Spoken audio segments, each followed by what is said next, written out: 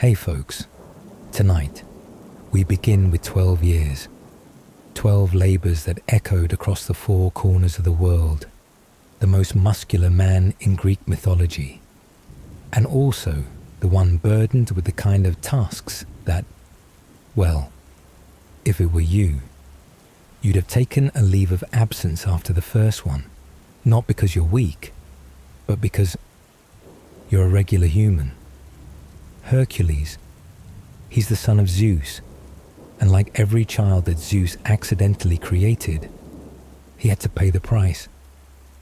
With 12 tasks, 12 journeys, 12 nightmares wearing the costume of glory, from killing a lion with his bare hands, to walking the three-headed dog out of hell, to cleaning a cow stable by rerouting a river. All because of a mistake he made when he was no longer himself. No one said, "You need therapy." No one asked, "Are you okay?" Only the gods nodded and said, "You need to get to work." So, before you get comfortable, take a moment to like the video and subscribe, but only if you genuinely enjoy what I'm doing here. And let me know in the comments where you're watching from and what time it is for you. It's always fun to see who's joining us from around the world. Now, dim the lights. Maybe turn on a fan for that soft background hum. Welcome to Greek mythology, where injustice is the plot and exhaustion is a character trait. You are Hercules, born with the body of a Mr. Olympia contender, but the mood of someone who just got unfollowed by all of Olympus. You're the son of Zeus, the god of lightning, home-wrecking, and making babies all over the map. Your mother, immortal, gentle, kind, and never consulted about your creation. And so here you are, half god, half human, and completely unwelcome, especially by Hera, Zeus's official wife, who could have just said, "I don't hate you, I hate your existence." Hercules grew up with extraordinary strength, killing snakes while still in diapers, lifting boulders like picking up pens, playing sports with no rival except actual gods. But that's exactly when the tragedy began. Not because Hercules was bad, not because he was lazy, but because he existed, and Hera, though she couldn't kill him directly, bad PR for a goddess, found another, more classic way, brainwashing. One morning, Hercules woke up, mind foggy, eyes bloodshot, and killed his own wife and children, not out of evil, but because he was used like a pawn in a god's hand. When he came to, he didn't scream, he didn't cry. He went silent and walked to the temple of Apollo. "How do I atone?" he asked. Apollo, maybe busy writing love poems, just pointed. 12 labours, complete them, and you'll be forgiven. Forgiven for what? No one clarified. But Hercules agreed. No bargaining, no follow-up questions. Just a bowed head. A god of strength, bowing before pain he caused with his own hands. And that's when the journey began. Not for glory, not to become a symbol, but just to stop dreaming of his family's blood every night. If you've ever seen those muscular statues of Hercules, remember, behind those biceps was a soul that had already died once, not by sword, but by guilt. And when he heard the first task was to kill the Nemean lion, a beast with impenetrable skin, Hercules didn't ask, didn't panic. He just stood up, picked up a club, and walked. Not because he wanted to, but because there was nothing left to lose. And the mythology. The ancients say the night Zeus slept with Hercules' mother, Alcmene, lasted 3 days because he ordered the sun god not to rise.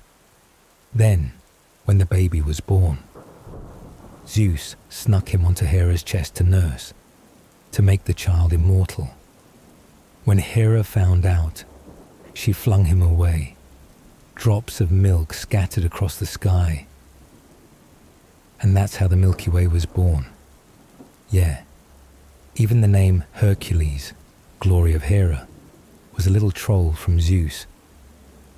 Hercules later married Megara, daughter of the king of Thebes. They had 8 children, a picture-perfect family. Then one day, he killed them all because of Hera, with no other choice. Hercules went to Delphi, found the god Apollo, and begged for a way to purify his sins. And the god declared 12 years as a slave to King Eurystheus, 12 labors not to earn fame, but to be forgiven, not by the gods, but by himself. Hercules, the strongest man alive, but also the loneliest, inside the halls of his own memory. If there's one thing you should know about the mythological world, it's this. There's no such thing as an easy task, no trial run, no warm-up, just you facing something that everyone else ran from before even seeing its face.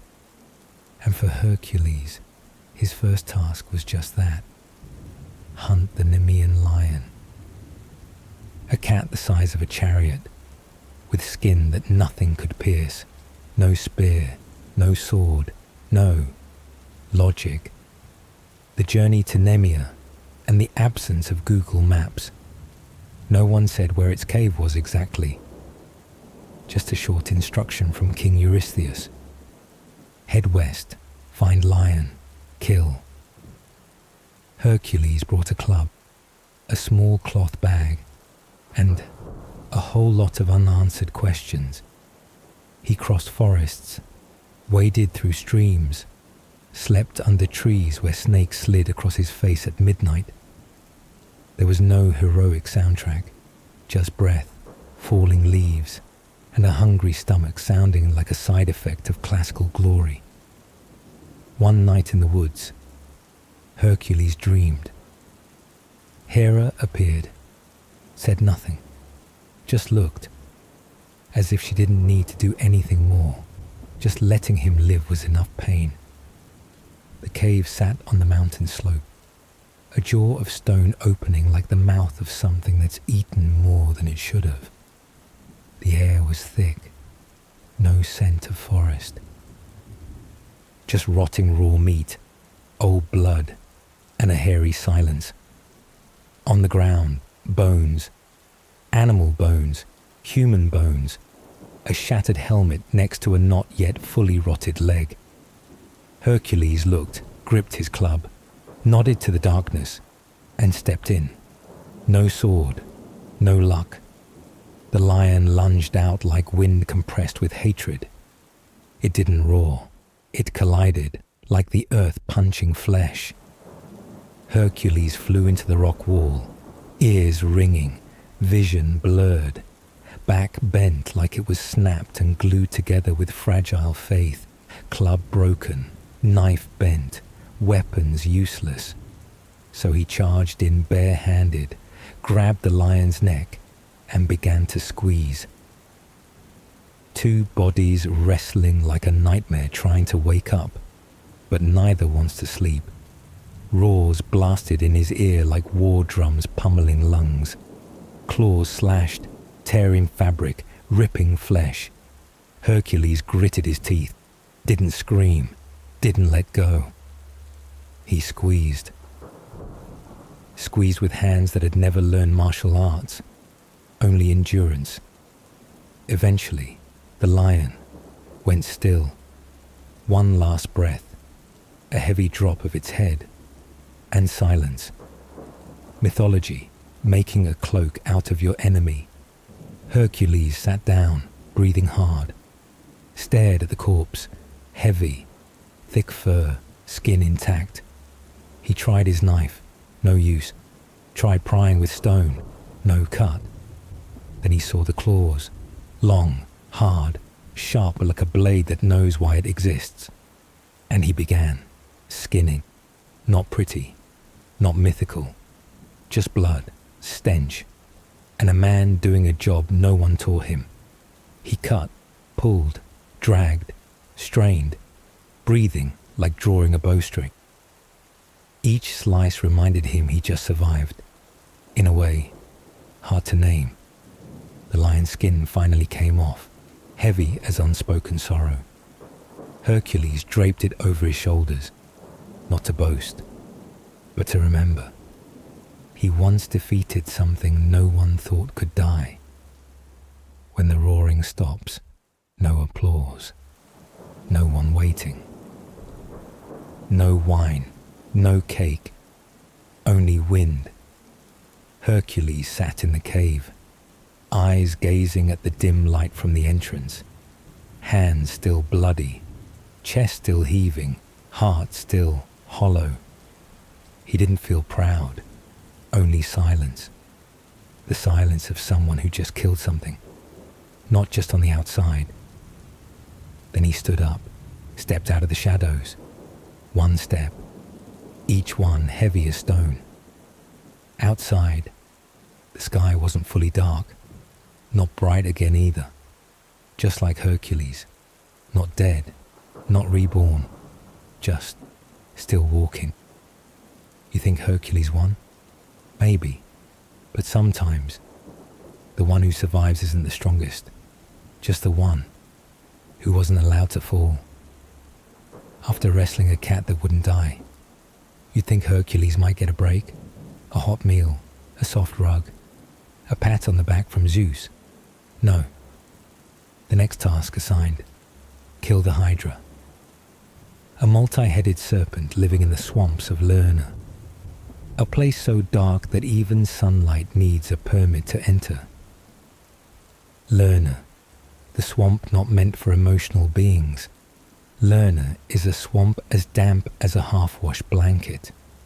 Trees grow like they were forced, no bird song. Just bubbling sounds like something's breathing through kidneys. The locals avoid it. And if anyone dares talk about the Hydra, they whisper like they're describing a forest god's nightmare. An old man at the tavern told Hercules, cut off its head. You chop one and two grow back, like compound interest. An old lady shoved a bundle of straw into his hand. If you lose, burn yourself first. It's quicker. Hercules smiled faintly, not because he was amused, but because he was used to it. The Hydra rises like an app you can't uninstall when Hercules entered the swamp. Hydra didn't show up right away. It waited, it listened, it calculated. Then from the black mud, heads started sprouting like system errors. 1, 2, 6, 12, no two alike. One breathed smoke, one just roared. One cursed. Hercules slashed. One head dropped. He exhaled. Then two new ones grew from the same stump. He slashed again. More heads. He kept slashing. It kept multiplying. The Hydra is like stress. The more you try to handle it bare-handed, the more interested accrues. And then, the nephew shows up, Iolaus, Hercules' nephew, rushed in with a torch blazing like a quarter-end deadline. No one told him to. No one gave him the task. He just saw his uncle hacking away, exhausted, and thought, I'll help burn. Every time Hercules cut a head, Iolaus scorched the neck. Meat sizzled, blood smoked. One slashed, one burned, and a monster-hunting duo was born like that, in mud, in fire, and in organized despair. And when the smoke settled, the Hydra collapsed, its immortal head buried beneath stone. No more roaring, no more hissing, only the swamp quieting down, and Hercules sat down. How many more heads until it's enough? No one answered. No end credits music. No mythical brass band. Just the smell of burnt flesh and hands that no longer trembled, but still felt heavy. Hercules realized Hydra wasn't just a creature.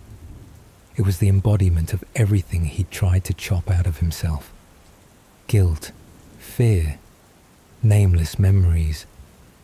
Every time he thought he'd overcome them, 2 new heads grew. And you, the listener in the night, you're no different if you're hearing this at 3 a.m.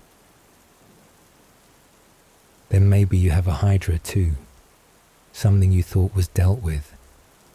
Then it came back, bigger, harder, no sword needed, no torch, no divine strength. Just don't let it grow back unnoticed. After wrestling a giant cat, then slaying a snake that grows heads like after-hours emails. You think Hercules gets a break? No. The next task, capture a wild boar. Sounds light. Until you find out. This boar weighs 660 pounds, runs on 4 rocket legs, and once made an army flee just by sneezing. Winter in Erymanthos, where the pig is king before climbing the mountain. Hercules stopped by a tavern near the pass, and, as mythology dictates, locals always have stories that make you want to turn around. An old man with a beard past his belly nodded. I've seen it. Big as a beer truck, smashed through a cattle barn. The cows still don't know who they are. A younger guy added, one of us once poked it with a stick. 3 days later, they found the stick, not him. An old woman whispered, it's not a boar, it's karma reincarnated. Anyone who meets it has to rethink their life. Then she looked at Hercules, like she was weighing his soul. And you, have you thought about yourself? Hercules said nothing. Just drank the whole bowl of wine, tightened his rope, and walked off. Because in Greece, some rumors are for telling, and some are for facing. Erymanthos isn't farm country. It's a snow-covered rocky range, where pigs don't live in pens. They live like nightmares with legs. The Erymanthian boar doesn't fear. It pierces armor, climbs mountains faster than Spartan soldiers. Its hooves are daggers. Its mindset, like a retired boxer denied breakfast. Villagers say every year, the boar chases a crowd up the mountain, just because it wants silence. Hercules climbs the mountain, and strangely, doesn't curse once. What's odd, no one saw him angry. No grumbling, no blaming the gods. Maybe it was too cold, or maybe he was too tired to feel anything anymore. Truth is, when he started climbing, Hercules thought this would be a physical test. Then the snow fell. The rocks turned slick. The wind slapped his face like a teacher grading papers by hand. He stopped mid-climb, panting, staring at the white summit like a blank exam sheet. Then he smiled. A small smile. Almost no one noticed, but it said, well, at least this is better than the Hydra. Not because he wasn't tired, but because the snow was so thick. Opening your mouth meant freezing your lungs. He just tightened his coat, gripped the rope, eyes forward like climbing into a final exam. He wasn't planning to kill the boar, just catch it alive. But no one explained if catch meant carry, drag, or negotiate. The summit was pure white, no footprints, just plough marks. The boar had passed through here, and then The pig appeared from the white woods. A loud snort, then it emerged, big, black, steam rising from its snout. Its eyes scanned Hercules like pricing a threat. No background music, just wind howling. One man, one pig, staring like they're waiting for the ref to blow the whistle. The chase wasn't for the unfit. At first, Hercules thought he just needed to get close, but the boar had radar. Every step he took, it leapt 3 meters away, leaving only a puff of frost. Once, Hercules threw the rope, missed. It flew back, wrapped around his leg. He fell, slid, slammed into rocks, face in the snow. Back buried in snow like a sarcastic good luck from nature. At one point, and this is true, the boar dragged him. The rope caught his leg, and the mighty hero got pulled across the snow, like a backpack stuck on a rogue sled. A squirrel on a tree looked down, with an expression that said, "Wait, who's the main character again?" Hercules lay there, face in snow, pride in pieces, and thought, if I survive this, I'm never telling anyone this part. Hercules didn't fight. He chased, climbed, rolled, waded through snow. The boar dodged like an enraged samba dancer. Every step it took exploded snow like fireworks. It once nearly rammed him into a ravine. Another time, it dashed past like an out-of-control chariot. Hercules lost 2 days. 3 layers of clothes, and nearly his faith in the phrase reasonable task. Then, 1 leap, 1 rope throw, 1 pig roaring in winter. Everything moved like perfect slow-mo. Wind paused. Snow hung in the air like it was watching. Hercules lunged. The jump wasn't high, but it was far. The rope swung like a war drum in the air. When it wrapped around the boar's hind legs, Hercules threw his weight to the ground. Knees slid, hands gripped, face skimming ice. A move that'd make any Texas rodeo champ weep with envy. The boar tumbled once. Snow sprayed like profanity-laced blizzards. It roared, thrashed. But this time, it didn't get away. Hercules said nothing, just breathed and knew. For the first time on this journey, he didn't need to kill to win. He waited for the boar to slip on ice, charged, threw the rope, tied, pulled, wrestled. Every move like a crash course in taming wild beasts without dying 101. The boar screamed like suing the heavens. Hercules tied it down, cold, exhausted, hands numb, but he smiled, not out of joy, but because, at least this time, nothing grew another head, or heavier, depending if you're Hercules or the pig. There's a moment no one tells, because no one thinks it matters. When Hercules tied up the boar, they looked at each other. No growling, no howling, no music, just one man panting, and one creature blowing cold mist from its nose. The boar's eyes held no hatred, no fear. It just stared at Hercules like saying, "I don't understand you, but I know you're tired too." And Hercules, who'd fought monsters, gods, and head-spawning snakes, nodded back, not to speak, but to say thank you. Thank you for fighting, without killing. Thank you that for once, what he faced also knew exhaustion, also knew retreat, also knew how to sigh.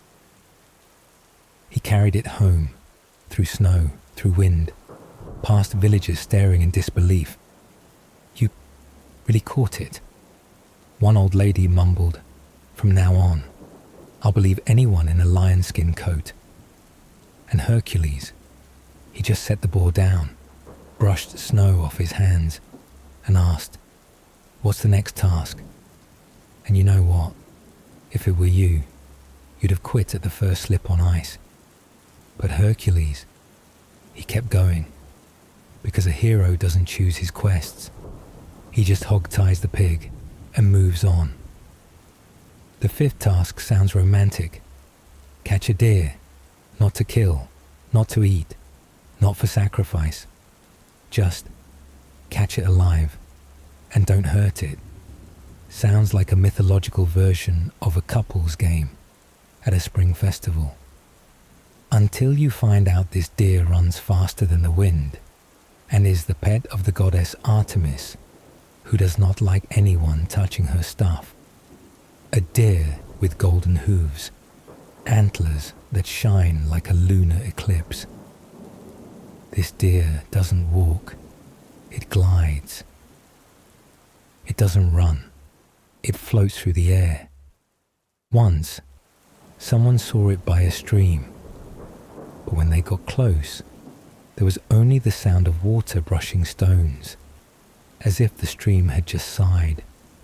Its antlers don't just shine, they reflect things you once forgot.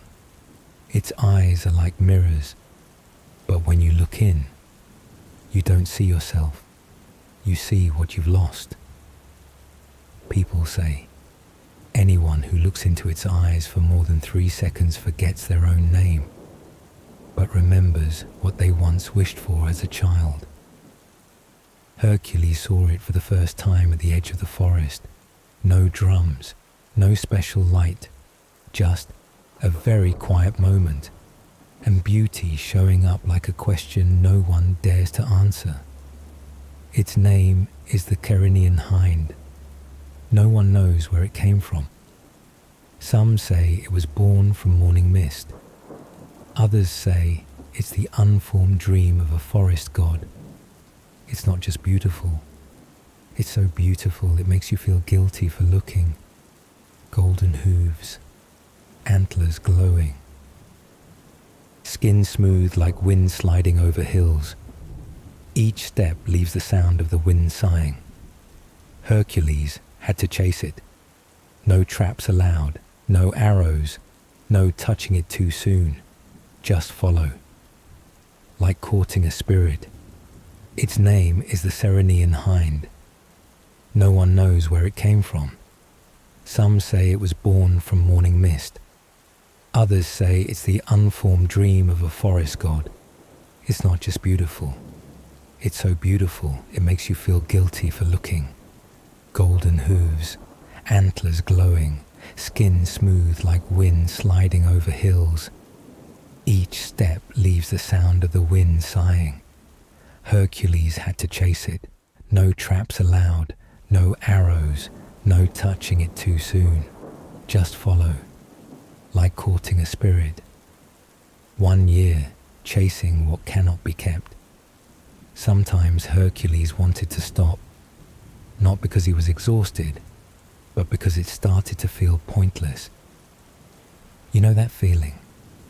When you chase something for so long you forget why you started. He stopped at a forest edge, where sunlight slanted through the trees like glowing strings. He sat down, leaning against a rock, holding his strap tightly, as if letting go would make everything vanish. "What am I doing here?" he asked himself, quietly, in his head, as if saying it out loud would make the deer disappear again. But then a breeze passed, and just then, new footprints appeared on the damp earth, small, thin, very close, not far, not gone, still there. And Hercules stood up again, not more certain, not stronger, just unwilling to quit. Hercules didn't just run. He passed through lands like someone being pulled by a song without lyrics. Every place the deer passed left behind a piece of memory. In the Vasilis forest, he passed through pine trees, leaning toward the deer, as if the woods encouraged him to keep going. In the Sari Valley, where fog was as thick as childhood memories. He lost track of it for 3 days. And in his dreams, he wasn't human anymore, just a gaze following a shadow. He crossed the white Clymenos stream, where the water stung from cold, and every step was a question. Is there anything so beautiful it's worth going this far? The answer was never clear, only the sound of his heartbeat, the wind changing seasons, and the image of a deer's back fading into the forest, like something you always wanted to hold, but couldn't name. Hercules chased it through forests, through rivers, over snowy mountains. Some days, he thought he was close. Then it would turn, look, and vanish like a wind that knows how to say no. Some nights, he slept under trees and saw it in his dreams, not as a deer, but as a feeling of being left behind day by day, leaves changing, back soaked in sweat, only a heartbeat, and a deer fading in the woods. Then, one morning, when the wind stopped running, it stepped out of the bushes, closer, closer than ever before. It didn't run, just looked at Hercules, tired, legs muddy, breathing like someone who had chased himself for a year. And it didn't leave. Hercules reached out, didn't touch, just opened his hand, and for the first time, it wasn't afraid. He gently tied a rope around its neck, like a thread that didn't want to tighten, then walked with it, didn't pull, didn't push, just walked beside it. The goddess's rage, and the lesson in what shouldn't be kept. The meeting didn't begin with thunder, but with silence so heavy it pressed on your chest. Artemis appeared, not with loud anger, but with a cold light that made every excuse evaporate. She didn't step forward, just watched, eyes bright as the full moon, lighting up the parts you tried to hide. Hercules stood still, didn't flex, didn't back away, didn't kneel. He just spoke, like someone recounting a dream they're not sure was right or wrong, that he chased it because he was told to. But somewhere along the way, he forgot the reason, only remembered, if he stopped, everything he went through would lose its meaning. Artemis didn't interrupt, but every silence from her was a question needing no answer. And finally, she nodded, not forgiveness, not agreement, just acknowledgement that someone had chased something for a whole year, not for victory, but because they couldn't bear to let beauty go. Artemis appeared, cold light, moon eyes staring into his mistake. You caught it. Hercules didn't lie, didn't explain, just told it exactly as it was, that he used no trap, caused no pain, didn't force it to follow. He just kept walking until it didn't want to leave. And Artemis didn't smile, but didn't strike him down. She nodded, slightly, then vanished. Hercules let the deer go, didn't call it back, didn't look away. Just stood there, watching beauty disappear, like a memory you don't have to keep, but still remember. If you've ever loved something beautiful and couldn't hold on to it, then you understand Hercules. Sometimes the lesson isn't in touching it, but in learning to let go. And sometimes what we remember most isn't what we held, but what we chased for a whole year without ever giving up. If you've ever felt like your job stinks, well, hello. Hercules' sixth labor was cleaning out a stable, not a small one, not just a few cows. It was the royal stables of King Algaeus, home to 3,000 divine cattle, untouched for 30 years. Yes, 30 years. Just imagine walking into a room and the smell in there could talk. Hercules entered the stable. Immediately, every sense protested. The first thing he smelled wasn't dung. It was the spiritual residue of 3 decades of denial. The air was thick like soup that's been left out too long. Every breath felt like swallowing a spiritual crisis. His feet sank into something deep, soft, wet. It made noise, but not the sound of mud. Closer to the sound betrayal makes between a man and his stomach. Flies swarmed. Some were of species never catalogued by science. One landed on Hercules' shoulder and looked at him like, "You're 29 years late, man." Every step was a moral dilemma. He had to ask himself, is this really worth being a good person for?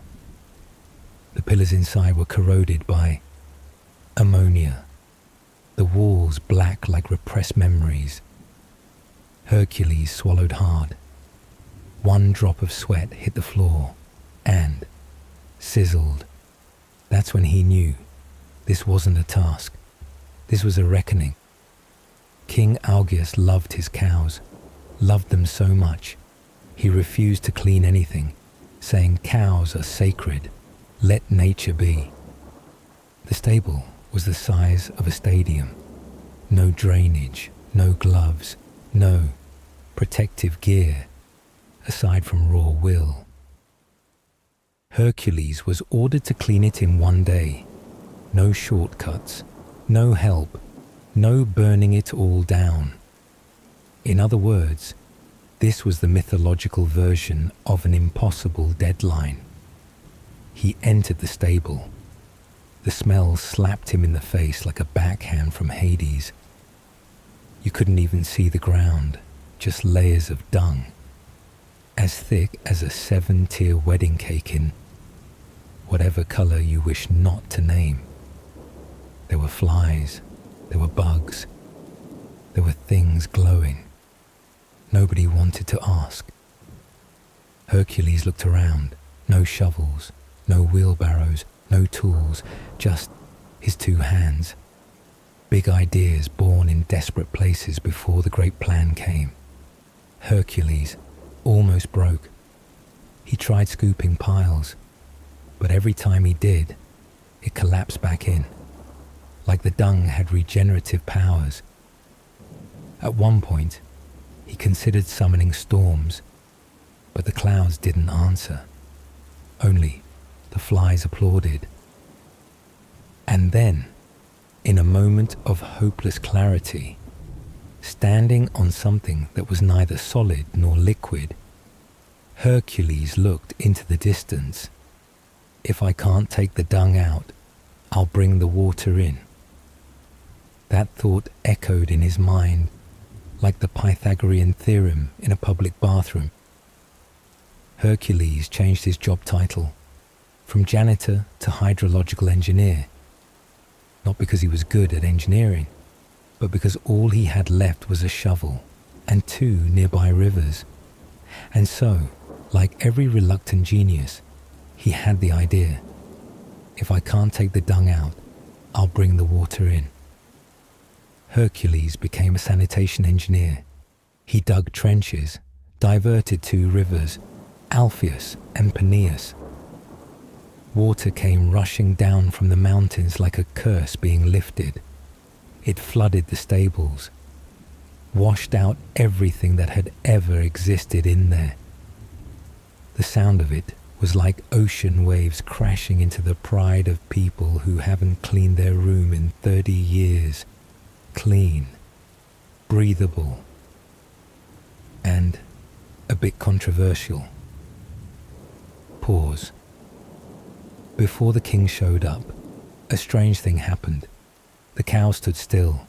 No mooing, no stomping, no grazing, no pooping. They looked around, confused. like hotel guests discovering their room had been remodeled without notice. One cow walked in, took a breath, and backed out. Nope, this place is too weird. Not what I've slept in since Mycenaean times. Another looked at Hercules, tilted its head slightly, as if to ask, "Who are you to make my stable smell? Nice." Hercules sat on a rock outside the stable, sighed, not from fatigue, but because he saw the cows' faces and realized they weren't going to say thank you. That's when he knew. Some jobs, no matter how well done, don't get applause. The stable was clean. So clean the cows thought they were in a spa. Hercules wiped his sweat, about to leave, when King Argeus refused to acknowledge it. "You cheated," he said. "You didn't do it by hand." The matter went to council. Eventually, people agreed. Whether it's done with buckets or rivers, if it's clean, it counts. If you've ever had to clean up someone else's mess, then you understand Hercules. Not every triumph comes with swords and spears. Some days, you're a hero simply because you touched a mess no one else would. And if today you're doing dishes, sweeping floors, or dealing with drama at work, remember, you're living chapter 6 of your own mythology. After cleaning out a giant cattle stable, you'd think Hercules deserved a week off. No, the next challenge. The Stymphalian birds, not sparrows, not doves. These were divine birds with metallic feathers, beaks sharp as arrows, and droppings that could corrode. In short, they flew like ninjas, shot like machines, and pooped like acid. The Stymphalus marsh, where birds ruled the sky. When Hercules approached the edge of the Stymphalus marsh, the first thing he noticed wasn't the smell, but the sound. The air wasn't just air, it was a carpet of vibration, as if the world was being tuned by claws. Wings flapped overhead like 1,000 pans smashed by iron spoons. Screeches tore around his ears. The wind didn't blow because of the sky, but because birds were slicing it. Every step Hercules took made a crack sound beneath his feet. Not branches, metal feathers, scattered all over the ground. Sunlight was blocked by wings, as if the sky was shaded by a bad intention. A bird zipped past, so fast Hercules felt the chill on his skin, even without contact. A small metallic quill followed, landed on the ground with a ting, like a polite reminder, "Careful, these aren't regular birds." Hercules arrived, and immediately, no ground in sight, just shadow. At first he thought clouds, then he realized it was all birds. They filled the sky. Wings beat like thunder. The wind wasn't wind, it was the sound of metal brushing skin. Hercules looked up, then ducked. Something had just whizzed past his shoulder. Smoke rose gently. Yup, that one doesn't wash off with regular water. Before Athena sent weapons, Hercules asked a few locals. An old soldier stared into the distance and said, "I once tried shielding myself, but when I got home, my wife asked why part of my head was bald." An old woman shook her head. "They're not birds, they're airborne disasters." A serious-faced 10-year-old said, "I call them angry birds, but, like, actually angry." No one dared go beyond 50 paces. Everyone had their story, but each ended the same. And then I ran, because if I didn't, I wouldn't be here telling this. That's when Athena sent bronze symbols, not due to a weapon shortage, but because some problems in this world aren't solved with swords and arrows, but with strange sounds.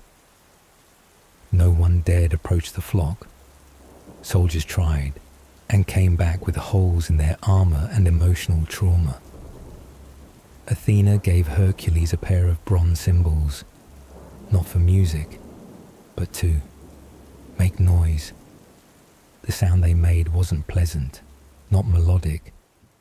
It was like two meteors clashing on a rusty bronze plate.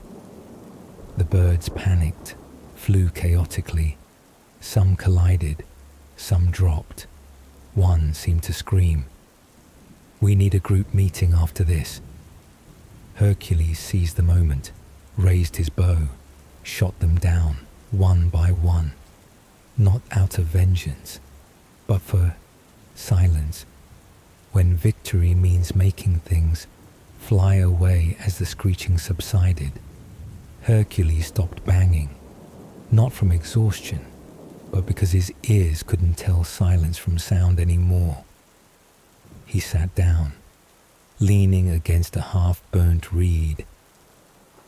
Still holding the cymbals, he wondered, why cymbals?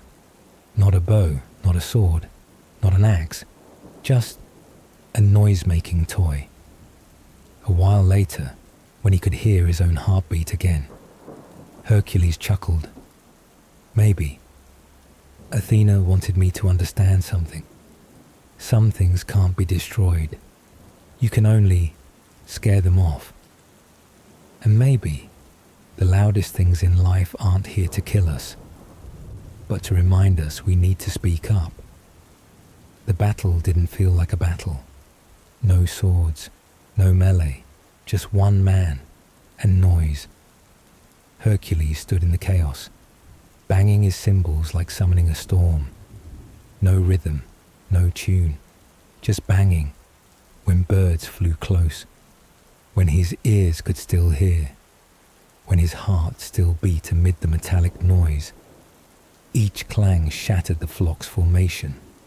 Some spun out, some slammed into reeds, some just crashed into each other, disoriented.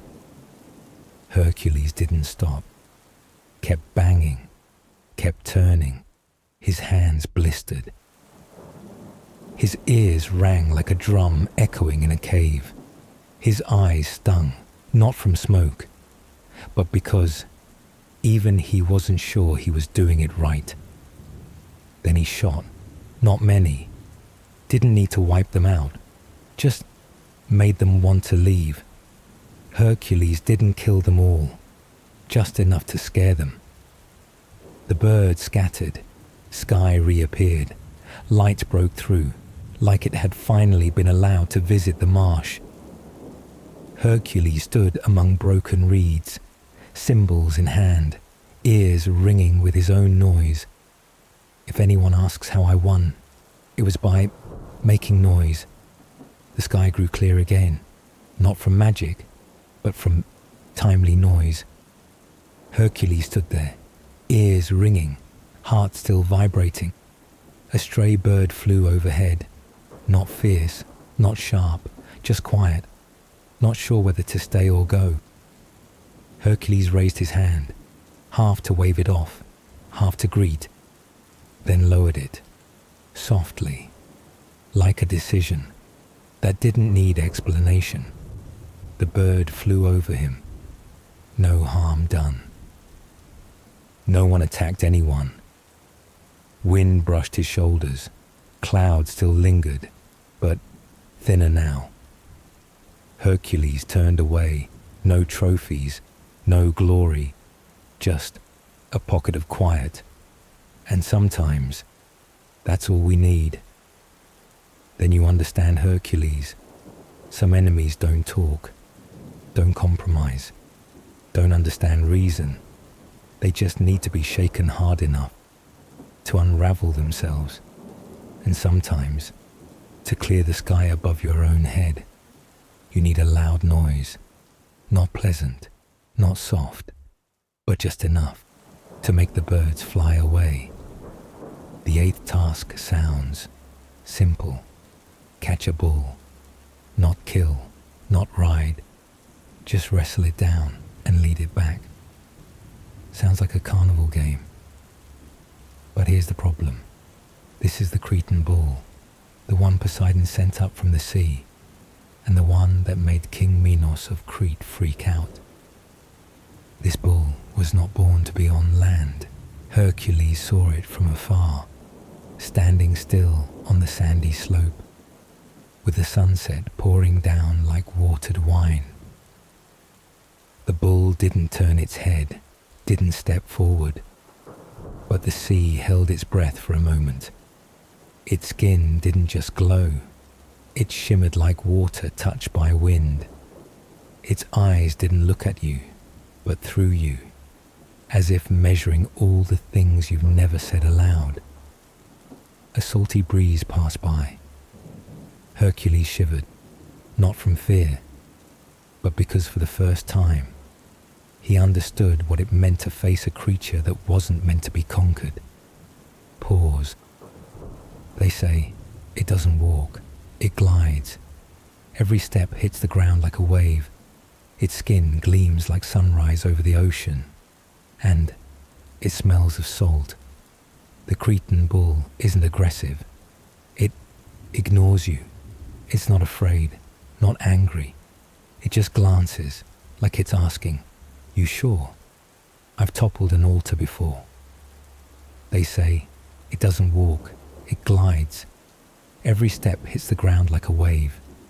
Its skin gleams like sunrise over the ocean, and it smells of salt. The Cretan bull isn't aggressive. It ignores you. It's not afraid, not angry. It just glances, like it's asking, "You sure? I've toppled an altar before."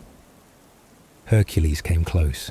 No whip, no weapon, just a rope. And the sneaking suspicion. This was no regular barnyard cow. When you have to fight a creature that doesn't hate you, the match didn't start with a roar, but with a silent stare. Hercules moved in, rope ready, but the bull didn't resist.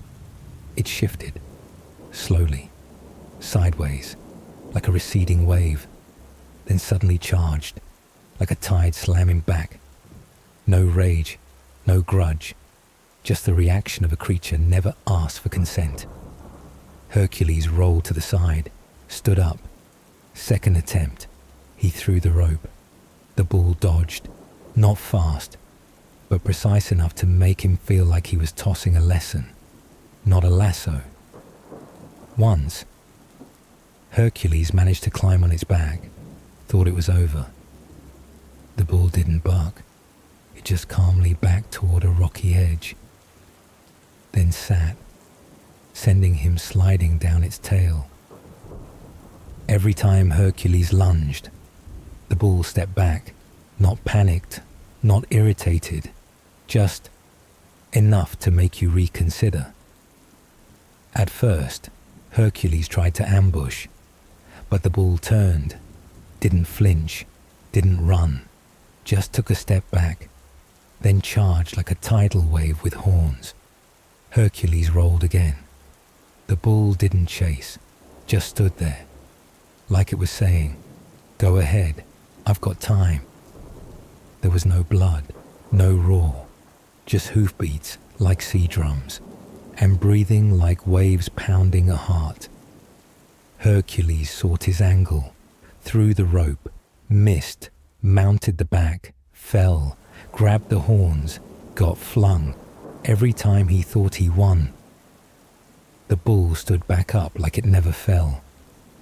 There was a moment, Hercules panting, sweat mixed with salt, staring into the bull's eyes, and he realized they weren't fighting anymore.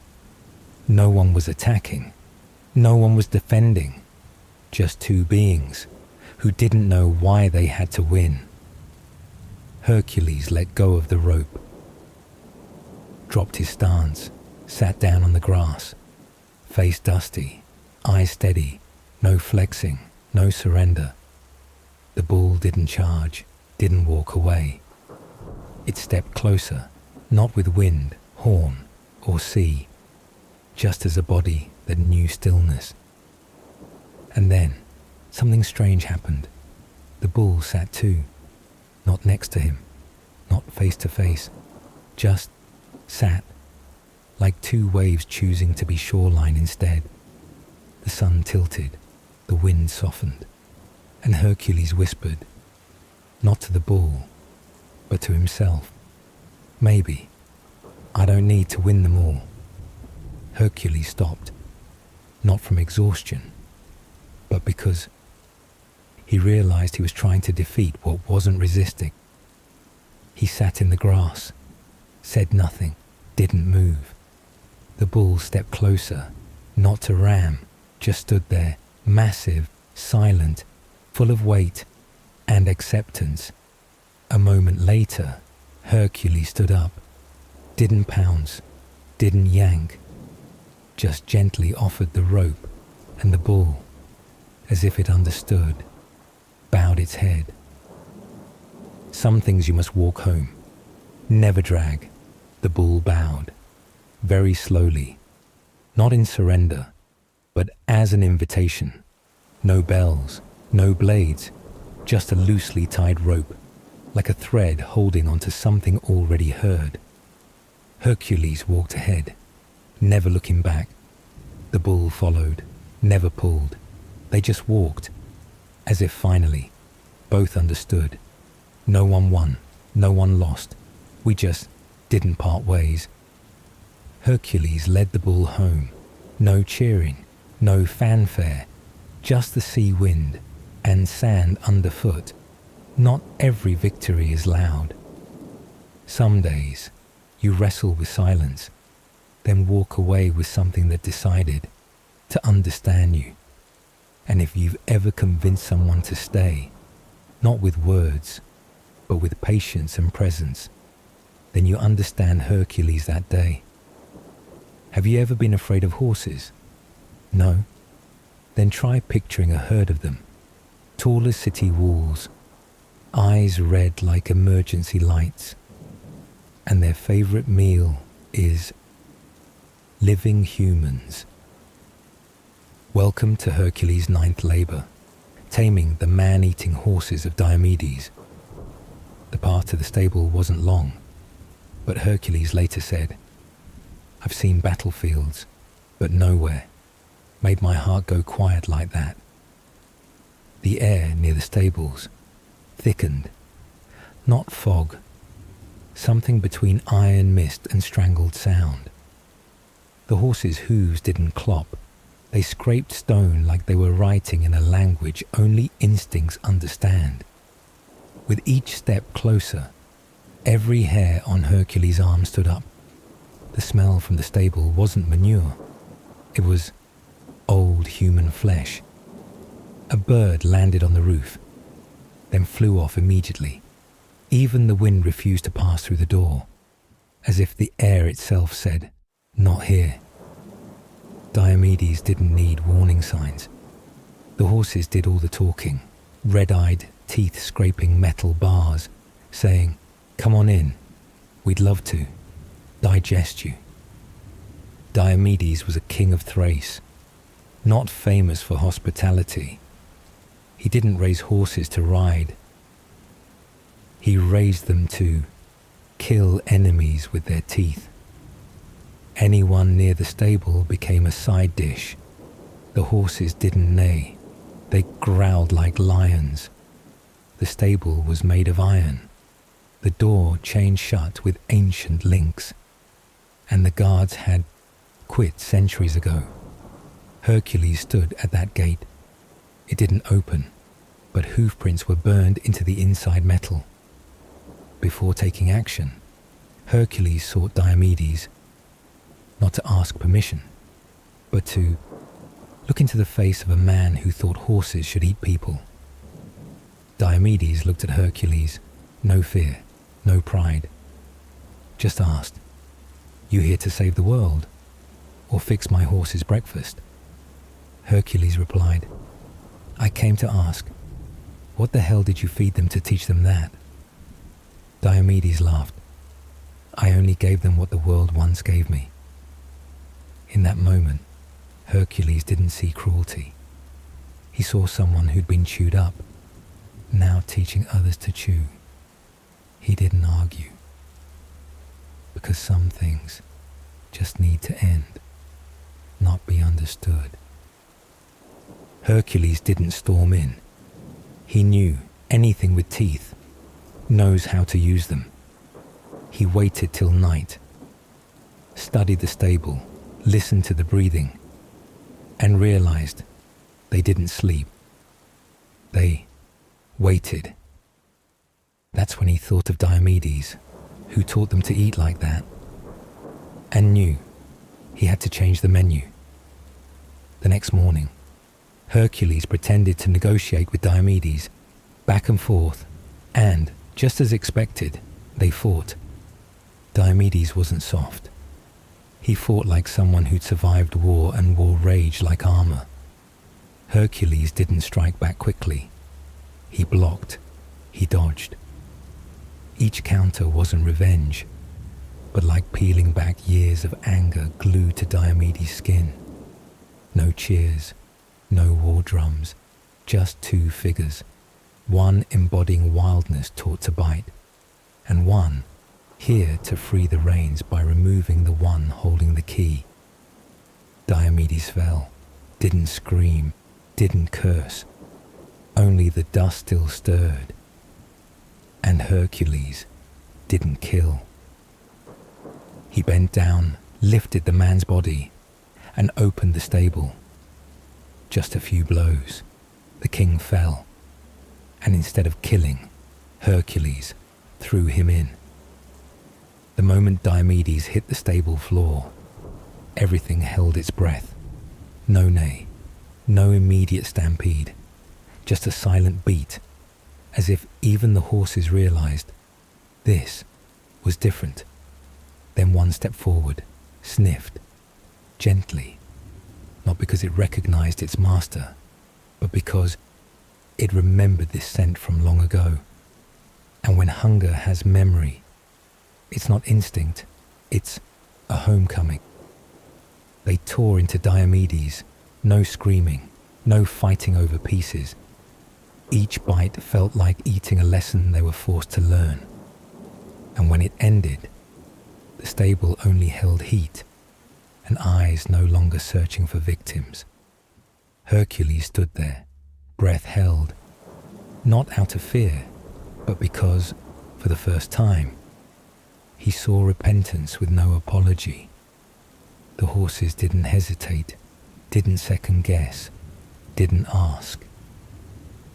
They dove into Diomedes like a hunger finally allowed to take revenge. Afterward, the stable went quiet, not from fullness, but because they stopped growling. For the first time, they looked at Hercules, not with bloodshot rage, but with recognition. He stepped forward, opened the gate. No one attacked. They backed away, as if they had just digested a whole history, taming, not by reins, but by ending a toxic cycle. When the gate opened, the horses didn't bolt. They walked, step by step, like trying legs that had never walked in a straight line. The sunlight outside wasn't blinding, but to them, it was the first time they weren't looking at the world through bars.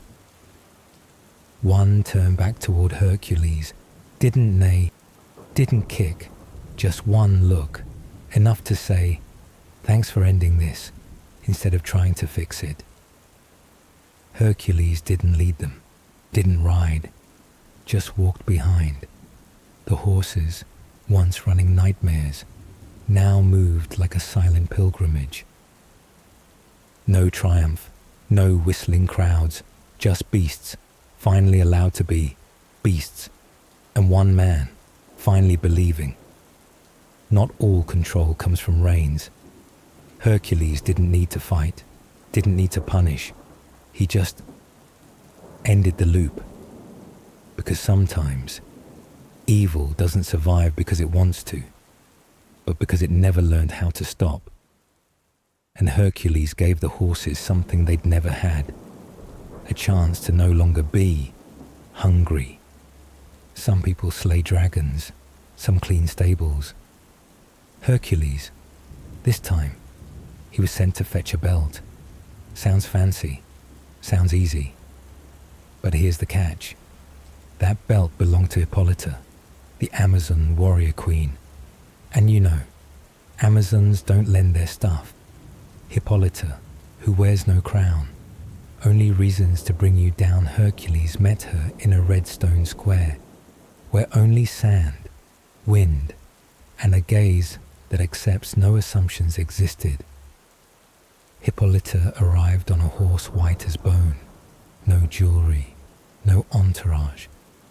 Her armor didn't shine, it bore dust and as history.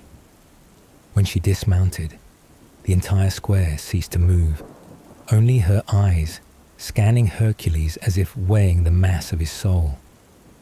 He bowed his head, not out of fear, but because he knew this woman didn't need to shout to be feared. They say, when Hippolyta steps out, even horses retreat. Her eyes gleamed like blades honed by principles, and the belt she wore, not an ornament. It was a symbol of power, of oaths, and of non-compromise. A meeting without bloodshed, until rumors intervened. When Hippolyta sat across from Hercules, there were no hidden daggers under the table, only eyes, bright, direct, and unflinching. "You've come to steal, or to ask," Hercules replied softly. "If I wanted to steal, I'd have brought an army. If I wanted to ask, I just needed to be heard." The queen nodded. Once. Enough. The atmosphere began to ease. One of the Amazon warriors even lowered her bow. Then, whispers arrived. From someone behind the scenes, a voice light as wind, but sharp as a thorn. "He's lying. He's here to capture her, just like all the other men who've come before." Hippolyta froze, her gaze unchanged, but her chest heaved as if forcing trust out of old wounds. And when she drew her sword, the sound of steel meeting scabbard rang like a preordained tune. Not because Hercules was wrong, but because trust had been betrayed too many times. Strangely, Hippolyta wasn't angry. When she heard Hercules' reason, she nodded. "You want it for a girl? Fine, I'll give it." In another world, this chapter could have ended here, but no. Because someone whispered into the queen's ear that Hercules planned to abduct her. And for the Amazons, suspicion is enough to ignite war. No need to hear more. No need to verify. Hippolyta turned and drew her sword. The belt remained untouched, but trust had fallen to the ground. An unnecessary battle, but unavoidable. No one drew swords to intimidate. No shouting, no cursing. Only eyes dimming, then turning into reflexes. The battle erupted not out of anger, but because doubts hadn't been dispelled. Amazons fought not out of hatred. They fought as if reacting to uphold oaths etched into their chests. Hercules didn't retaliate with violence. He fought by evading, by blocking.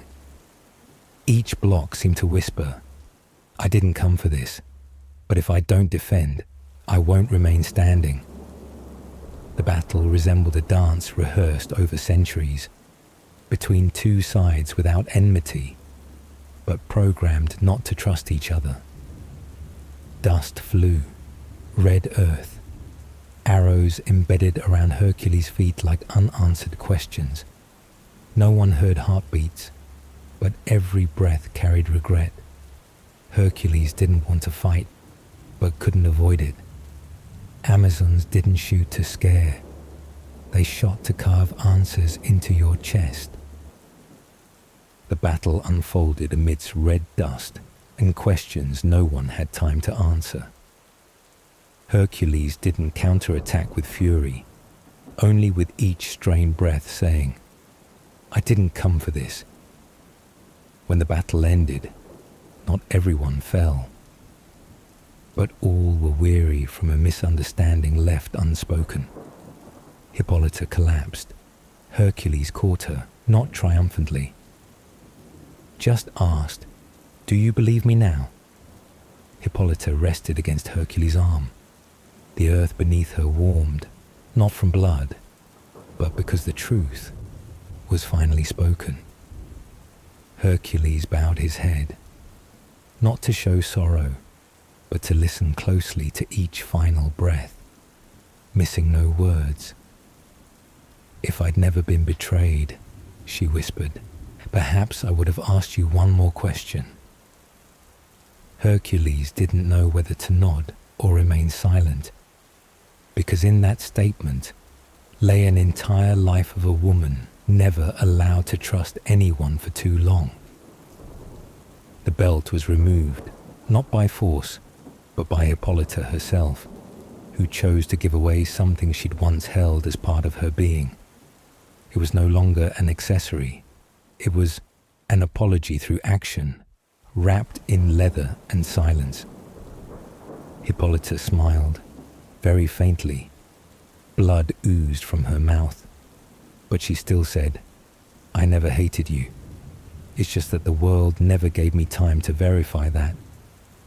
The belt was handed over, not as a trophy, but as an item left between two people who didn't have enough time to trust each other.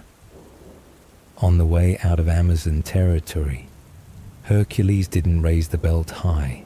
He didn't hide it, but he didn't flaunt it either. It was neatly rolled, placed in a leather pouch, as if it wasn't a treasure, but a memory to be carefully kept.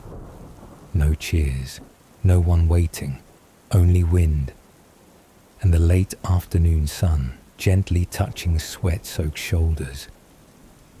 An Amazon warrior followed silently, just nodded when she looked at Hercules one last time, as a stranger who could have been a friend. Then you understand Hercules. Sometimes battles aren't about what you did, but because someone else said something you never thought. And the belt was merely the final evidence of a battle that neither side wanted to start. When you think you've been through every type of task, from shoveling poop to wrestling sacred bulls, Greece sends you to steal, not petty theft, but stealing the red cattle of Geryon, a creature with 3 bodies, 3 brains, 1 pair of shoes, and 0 patience. The problem, not the cattle, but their owner. The road to Erythea, where even maps hesitate to draw. The journey to Erythea wasn't a path, it was more like a riddle tossed between 3 different mythology books. Hercules started from the Libyan desert, where the sun didn't shine down. It slapped him straight in the forehead. The sand was so hot, even sand grains changed places to avoid burning themselves. He crossed lands where maps just noted, "If you reach here, go back." Night fell, yet it was still bright because the sun forgot to set. Hercules' eyes stung from the constant glare, his mouth dry like a story no one wanted to retell. Once, he shouted into the desert, "If I keep walking, I'll dissolve into salt." Helios, the sun god, not exactly known for hospitality, but that day he showed mercy. He gave Hercules a golden boat, no sails, no oars, no manual. It just drifted, as if even space itself had given up. Erythea didn't appear. It dropped into view like a misprint on a map. The sky there was red as thick ink, and every sound, even breathing, even shoelaces, echoed 3 times. To reach the island of Erythea, Hercules had to cross a melting desert, a nameless sea, and a road of wind that never turned left. Once, he screamed from thirst. And Helios, feeling pity, gave him a golden boat. No oars, no sails, just the courage to step on and accept not understanding what was going on. Erythea appeared like a red smudge on a faded map, where the sun never sets, and every sound echoed 3 times, 3 heads, 6 hands, and one collective confusion. Hercules spotted him from afar, and for a moment, he wasn't sure whether to call it a person, a monster, or a band mid-breakup.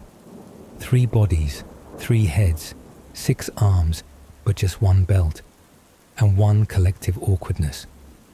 As he got closer, Hercules didn't draw a weapon, not out of bravery, but because he was trying to figure out which head made the decisions. One head turned left. "Let's hear him out." Another bellowed, "Hear what? Slash first." The third mumbled, "Did I bring aspirin?" The scene made Hercules feel like he was facing a control panel stuck on 3 chrome tabs. Geryon had 3 bodies, 3 right arms, 3 left arms. 1 shared belt, 3 heads, each with a different opinion. 1 wanted to negotiate, 1 wanted to slash, 1 was sleep deprived. When they saw Hercules, they didn't charge, they held a meeting. The arguing sounded like the voices in your brain when setting an alarm. "Kill him. Wait, just listen. My neck hurts." Meanwhile, the cattle, red as unrepented sins, grazed innocently, unaware they were the reason for this gathering. Geryon stepped forward like a boy band forced to perform one last show. Right hand raised an axe, left hand raised a spear. One head yelled, "Attack," the other, "Wait," and the last side, like all it wanted, was a nap. Hercules didn't move. He watched, as if observing a dysfunctional live-stream staff meeting. Eventually, Geryon charged, but without coordination. Arms attacked first, legs followed. Each head shouted on a different beat. Hercules dodged, sidestepped, blocked. Not because he was faster, but because the enemy kept tripping over itself. He didn't strike fast.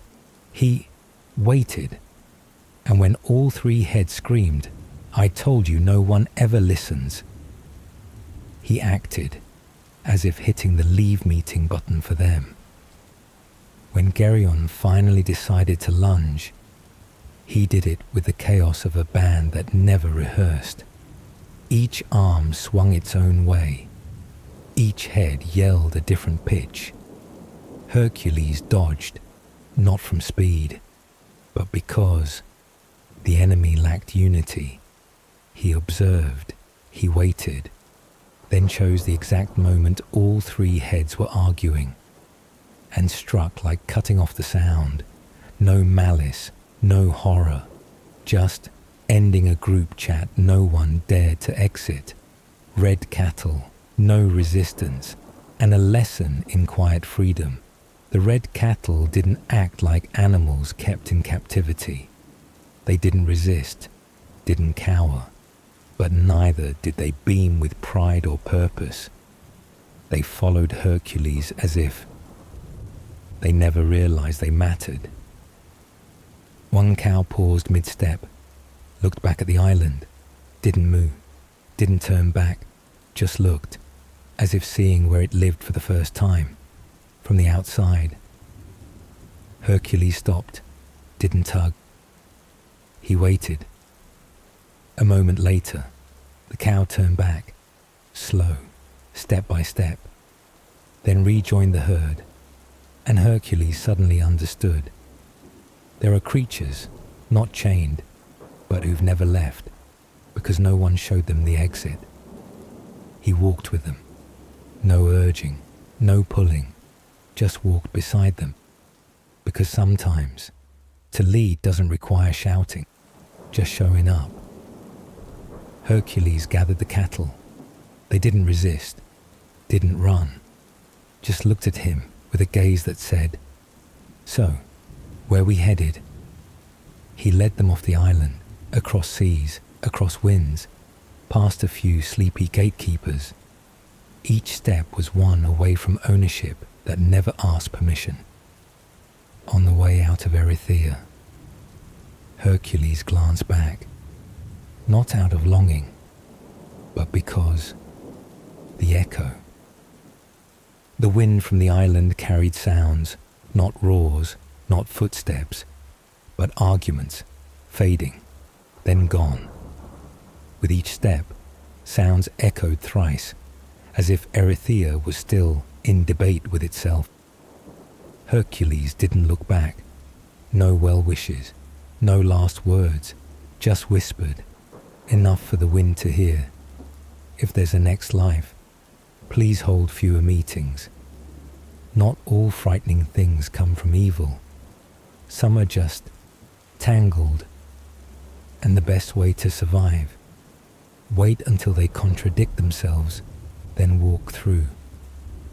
Then you understand Hercules. Not all frightening things come from evil. Some are just tangled, and the best way to survive, wait until they contradict themselves, then walk through. After stealing cattle, capturing horses, wrestling bulls, and fighting over accessories, Hercules thought he had done enough, until Eurystheus said, "This time, you'll go get some apples." Sounds like a grocery order, but don't let the simplicity fool you. These apples grow in the garden of the Hesperides, guarded by a dragon, and belong to the goddesses of sunset. Eurystheus gave the task, but no address, no map, no directions. Just vaguely said, "At the far west of the world, just go, you'll get there." Hercules began the journey like a delivery guy sent out by a customer who didn't really know the address and had no signal. He asked a nymph, she replied in verse. To reach the place where sunset sleeps, you must pass through silent mornings and absent noons. An old man with a long beard said, "I once went there, but when I came back, I wasn't me anymore." A crow, rumored to know the way, pointed in 3 directions. First, southwest. Second, due north. Third, it circled, then landed, silently, eventually. Hercules stopped asking. He just walked. His footsteps followed a feeling. His heart whispered inside his chest. Only when you go far enough to forget who you are will you see where the stars store the sunset. Eurystheus gave the task, but no address, no map, no directions, just vaguely said, "At the far west of the world, just go, you'll get there." Hercules began the journey like someone trying to deliver a package across 3 dimensions. On the way, he asked every being, from nymphs and mermaids to talking rocks. All replied something like, "You must go further, even further, so far you start to fade from yourself." The garden didn't appear like a garden, but more like a golden silence. The light didn't come from the sun, but from time, softened. Every leaf trembled like ripples on a lake. Just before twilight fades, Hercules stepped in and heard breathing, not human, but from a dragon coiled around the tree, guarding something it never understood. But then, before even drawing a weapon, Hercules stopped. Because before the dragon, he saw 3 figures, unmoving, not rushing words, not even looking at each other. The 3 Hesperides goddesses appeared like 3 phases of a lingering evening. One had hair like the last strands of sunlight. One had silver eyes like water preparing to dry. One said nothing, but stepped forward as if one should only ask once they've dropped their weapons from within. Hercules didn't ask. He just stood there and waited. Because where sunset resides, words do not come before stillness. When Hercules finally found the garden, bathed in strange golden light, he saw a dragon, huge, coiled around the tree as if guarding something never bitten. But Hercules didn't charge in, because the problem wasn't the dragon. It was how to take the apples without offending the gods. There, he met the Hesperides, the 3 goddesses of dusk, beautiful and not in the mood for guests. One asked, "What do you want?" Hercules replied, "Apples." Another said, "Fine, then ask, Atlas." When Atlas appeared from behind the mountain ridge, Hercules thought he saw a living tower. His shadow stretched long, covering a slice of twilight. On his shoulders, not just the sky, but the burden of things no one dares ask about. They looked at each other. No threat, no smile, just very honest eyes of 2 beings who had done what no one wanted to do. Hercules said, "You get the apples for me. I'll hold the sky for you." Atlas nodded, strangely gentle. When he shifted the sky onto Hercules' shoulders, the heavens didn't tremble. But Hercules' heart did. That weight wasn't just on his bones. It slipped into his thoughts. Each breath moved planets. One wrong move could erase a season. Hercules stood still. No complaints, no groaning, just held. Because sometimes, to hold something truly heavy doesn't require strength, but stillness. Atlas was a titan holding the sky, one of those jobs few would dare try. Hercules approached, proposed a trade. "You get the apples for me. I'll hold the sky for you." Atlas nodded, stepped away from it, light like someone off their shift. Hercules stepped in, lifted the sky. Not light, not glorious, just pressure, in the most literal sense. Atlas returned, apples in hand, fresh, then smiled. "I'll take them back. You keep holding the sky." Hercules, shoulders nearly given, didn't argue. He simply said, "Then hand me my armor. I need to adjust my stance." Atlas agreed, but when he bent down to pass it, Hercules didn't move right away. He looked at Atlas a little longer, then said quietly, "You know, the sky isn't as heavy as a promise to hold it for someone." And when Atlas's shoulders were ready, Hercules passed the sky back, slowly, not like tossing a burden, but like returning a legacy that wasn't his. The apples were taken, but no one ate them, yet everyone rejoiced. Hercules looked at the 3 apples in hand, glowing gold, untouched, spotless. They shined as if polished with dusk. He didn't laugh out loud, didn't lift them skyward. He just stared, quietly, as if checking whether his hands were steady.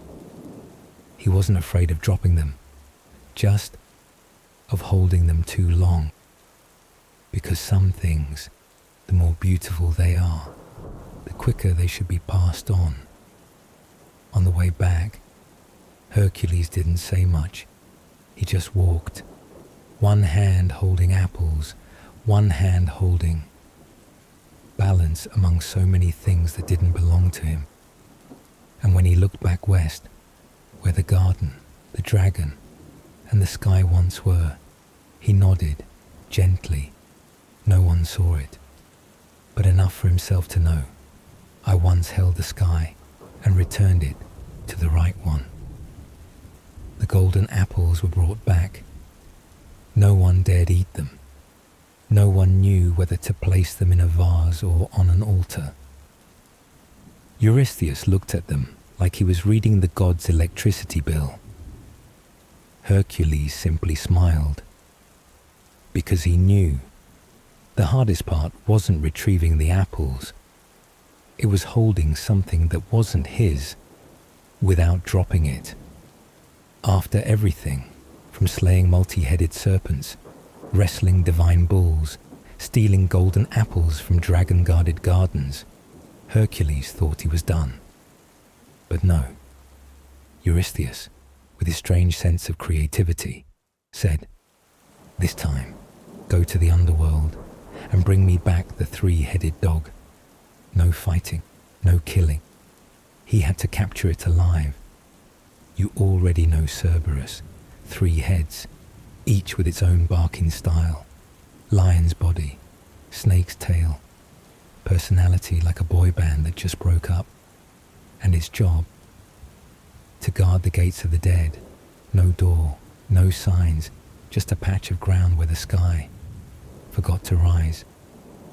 Hercules stood there and understood. To enter Hades, you don't need magic, you just need longing. Each step brought back a memory, surfacing like cold mist. He walked through swamps, where ghosts called his name not to curse, but to ask to be remembered. An old voice whispered, "Do you remember the first time you messed up?" Across the Acheron, Charon didn't ask for a ticket. He looked long and hard, then shook his head, as if weighing. "This time, is it a round trip?" On the boat, the water didn't splash. It just drifted. Hercules' reflection was blurry, as if he himself was fading. The deeper he went, the quieter the voices became, the heavier the wind. Not cold like ice, but cold like people who've stopped waiting for you.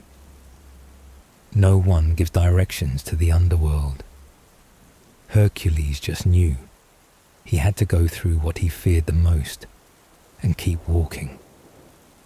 He passed the swamp where spirits whispered, the river where Charon didn't ask questions, only stared long, as if saying, "This time, isn't it one way?" The deeper he went, the colder everything got, not from lack of heat, but from the absence of expectation. The meeting of 2 beings who keep watch, one guarding a gate, one guarding a promise, made no grand sound. Cerberus looked at Hercules like someone who had seen everything, but had never been approached without trembling hands. The distance between them wasn't far, but it created silence. Each of Cerberus's heads tilted slightly, as if reading his expression. Hercules didn't try to make friends. He just didn't act like an enemy. His hands were slightly open, feet on the ground, neck relaxed, and that, for a gatekeeping dog, was enough to consider. A moment later, the third head leaned closer. Its eyes no longer squinted. It sniffed Hercules as if trying to remember the scent of someone who doesn't lie. Cerberus was larger than Hercules expected, not in size, but in presence. All 3 heads turned at once, each with a different feeling. One growled softly, like claws scraping cool steel. One reached forward, not to strike, but to sniff. One stayed silent, its eyes fixed on its own shadow, like it had stared at it for far too long. Hercules stood still. No threats, no flinching. Just a man, facing a creature that had never been asked, "Do you want to come?" That moment stretched like an echo in a cave. Then Hercules bent down, not quickly, not too low, just enough not to tower over. When Hercules reached the gate, Cerberus was already there, not barking, not lunging, just staring. 3 heads, 3 expressions, one cautious, one curious, one sad. Hercules didn't draw a weapon. He sat down. No calling, no coaxing, just letting the dog look. And then, in a voice only that creature could hear, he said, "I'm not going to capture you. I'll walk with you." Cerberus growled softly, not angry, not pleased, just the sound of something that had never been led anywhere without being dragged. When Cerberus lowered its head for the first time, not in submission, but in trying to trust, Hercules knew he didn't need chains. He pulled out a black rope, thin as darkness before dreams, not made of steel, not laced with magic, just a cord woven from the quiet moments where someone chose to stay. Cerberus didn't resist. He gave no orders.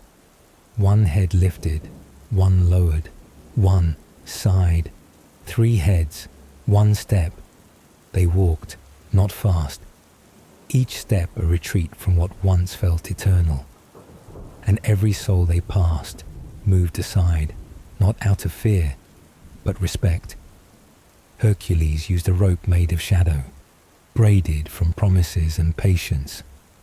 He didn't bind, just looped it around Cerberus's neck, like someone holding a pass for a creature with no hands left.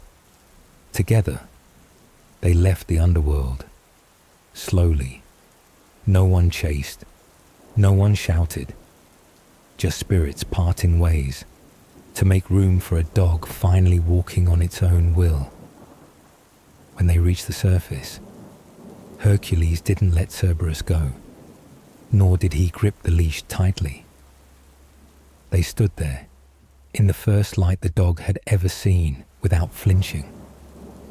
One head closed its eyes, one scanned the world.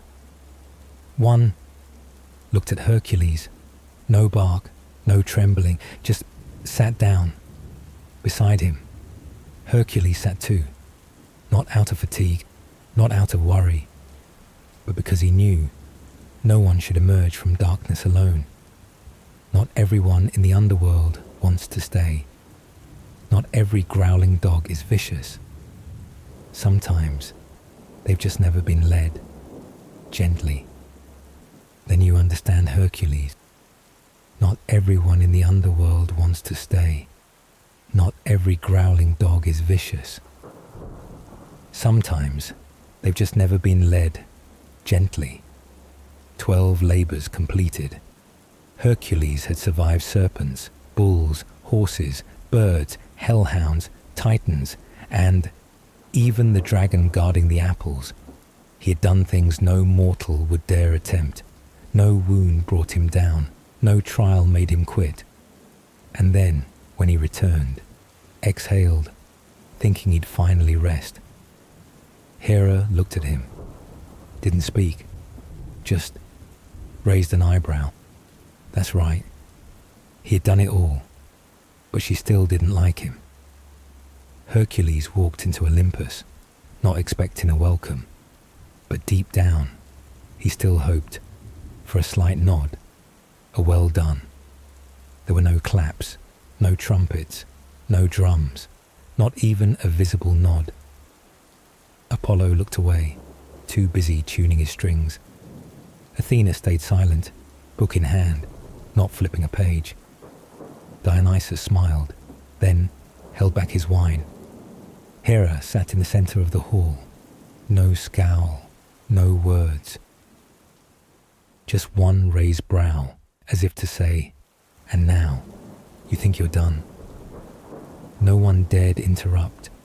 No one broke the silence, because everyone knew you may slay dragons, but no one escapes the gaze of someone not ready to forgive. Hercules didn't ask for a reward. He didn't boast. He asked for just one thing: let me be at peace.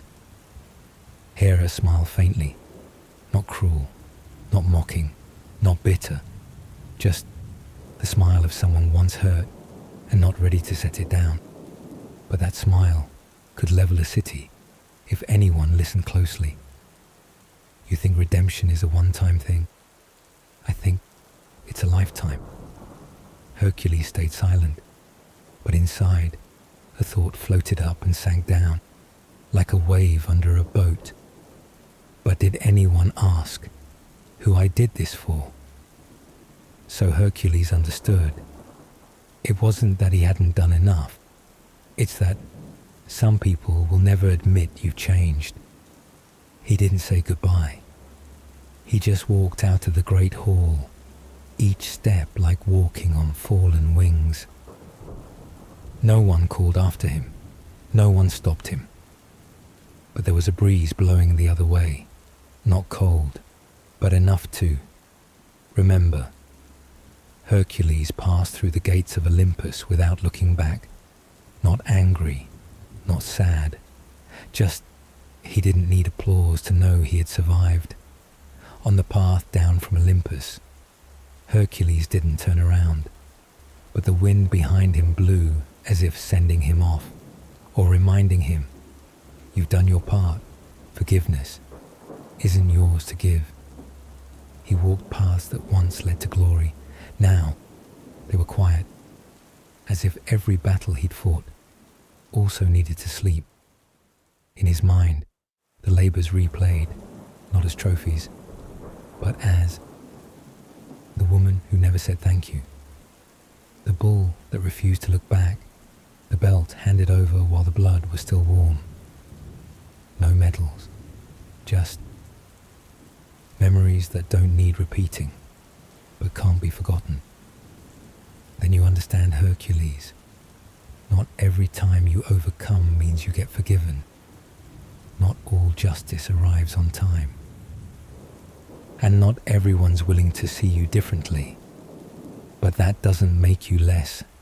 It just makes you see more clearly who's truly on your side. And Hercules, the one who walked a dog out of the underworld, still stands tall, not because he was forgiven, but because he knew he had faced gods and still remained himself. In a small village, far away, a child listens to a story about him. The mother says, Hercules is the one who never stopped, even when no one cheered. The child asks, so, was he sad, Mama? The mother smiles, brushing the child's hair. He may have been sad, but he kept going, and sometimes that's enough to be a hero. Next story. Hera, queen of the Greek gods. Hera is the goddess of marriage, the divine protector of family life, of its sanctity and endurance. She safeguards the happiness of couples and watches over childbirth, ensuring the continuation of lineage. Hera is the daughter of the Titan Kronos and Rhea, and the sister of Zeus. To stay away from the conflict between Zeus and Kronos' faction, the goddess Rhea, mother of Zeus and his siblings. Welcome to the time before Mount Olympus existed, before Zeus, before there was any family happiness for Hera to protect. There was only chaos and a stomach. That stomach belonged to the Titan Kronos, the worst husband in mythological history, and also Hera's father. You see, Kronos had a very modern fear, being replaced by his children. So he ate them, not in the melting heart for your kid kind of way, but literally opened his mouth and swallowed them one by one. Hera, his third daughter, beautiful, quiet, and entirely opposed to this, was also shoved into her father's stomach. No pillow, no flashlight, no TikTok to kill time, just darkness and a few siblings whispering, "So, now what?" But myths always have a lucky youngest child. That was Zeus, who wasn't eaten because Mother Rhea got too tired of her husband's routine child eating. She hid Zeus, wrapped a rock in cloth and tada. Kronos ate it without noticing. What we learn from this: big men are bad at tasting their food. Zeus grew up. Zeus rebelled. Zeus forced Kronos to puke up all the children he had swallowed, including Hera.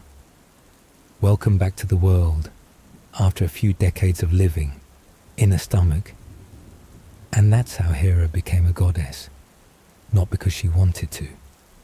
Not because she took a course called Olympus 101, Feminism and Divine Politics, but because she had once lived in being devoured, in the dark, and understood this: to survive among mad gods, you need one thing: patience. And Hera, from very early on, understood. Rage doesn't always have to scream. It can wait, it can brew, it can be wrapped in a glance sharp as a blade, and a smile light as a thin knife.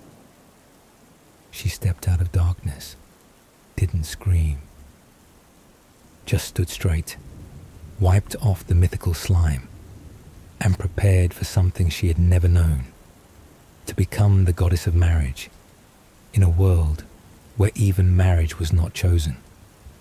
Hera was not yet Zeus's wife, not yet queen of Olympus, not yet jealous, not yet raging, not yet suspended mid-air. But everything started here, from the darkness of her father's stomach, from the silence of a daughter never asked, "Do you want this?"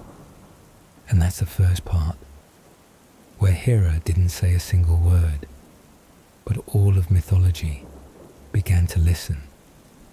After being puked out of her father's stomach, an experience no one recommends, Hera didn't return to Olympus right away. She was sent to the edge of the world, a place where even mythical Google Maps turns back. There, she was raised like a daughter by the god Oceanus and his wife, the goddess Tethys, far from war, far from Zeus, far from invitations full of schemes. Hera lived in an eternal garden. No one disturbed her. No one carved cheesy love poems into marble and made her read them. Just cool streams, birds that didn't swear, and a rare peace for a goddess who had once been thoroughly chewed by her father. She gradually became a noble young lady, beautiful, silent, and carrying an aura like, "I can make you scared without saying a word." And then he showed up, on a cloud, in thunder, with the look of someone who's thrown lightning bolts at friends just because he was bored. Zeus. Zeus saw Hera for the first time like a CEO spotting a promising startup. "Oh, she's beautiful, dangerous, dignified. I will take her." Hera didn't agree. She refused the proposal. First time, refused again. Second time. And Zeus didn't understand what no meant. And then, like many stories thick with manipulation, Zeus turned into a little bird, wet, shivering, collapsed into her arms. Hera, out of instinct and the last scrap of compassion, held it close to her chest. At that moment, Zeus transformed back into himself. No feathers, no beak, just a triumphant smile and a hug. No one had allowed. And that's how Hera became Zeus's wife. No wedding dress, no vow of fidelity, just destiny, stubbornness, and a kind of marriage no one would ever teach in a civics class. Yet the wedding happened, grand and glorious enough for the earth and sky to applaud. Mother Earth Gaia gifted Hera a golden apple tree, symbol of eternity, power, and later, the thing that caused a goddess brawl. Hera stepped into Olympus not as a bride, but as a queen, never asked, but never letting anyone underestimate her. And from that moment, the love between Hera and Zeus became the hardest thing to define in mythology, both a marriage and a war, both Olympus's pride and the source of 80% of future chaos. Zeus kept visiting corners of the universe with suspicious flexibility.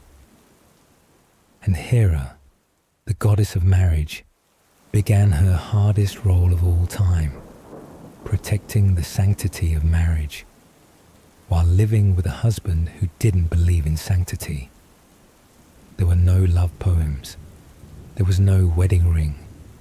Just a goddess who had once swallowed her fury in darkness, now learning to turn rage into a crown and stand beside Zeus, not for love, but for power, order, and honor. And that was the first love story in the history of Greek mythological marriage. No flowers, just thunder. Marrying a goddess is not the same as marrying a princess, and marrying Hera is unlike anything else, because she's not a beauty queen waiting for a crown. She's someone who knows exactly how heavy that crown is, and who can wield it as a weapon if necessary. After Zeus convinced Hera, the wedding took place like a cosmic event. The entire galaxy paused its wind, trees bent into arches. Gods wore wedding dresses made of mist. Golden deer lay still.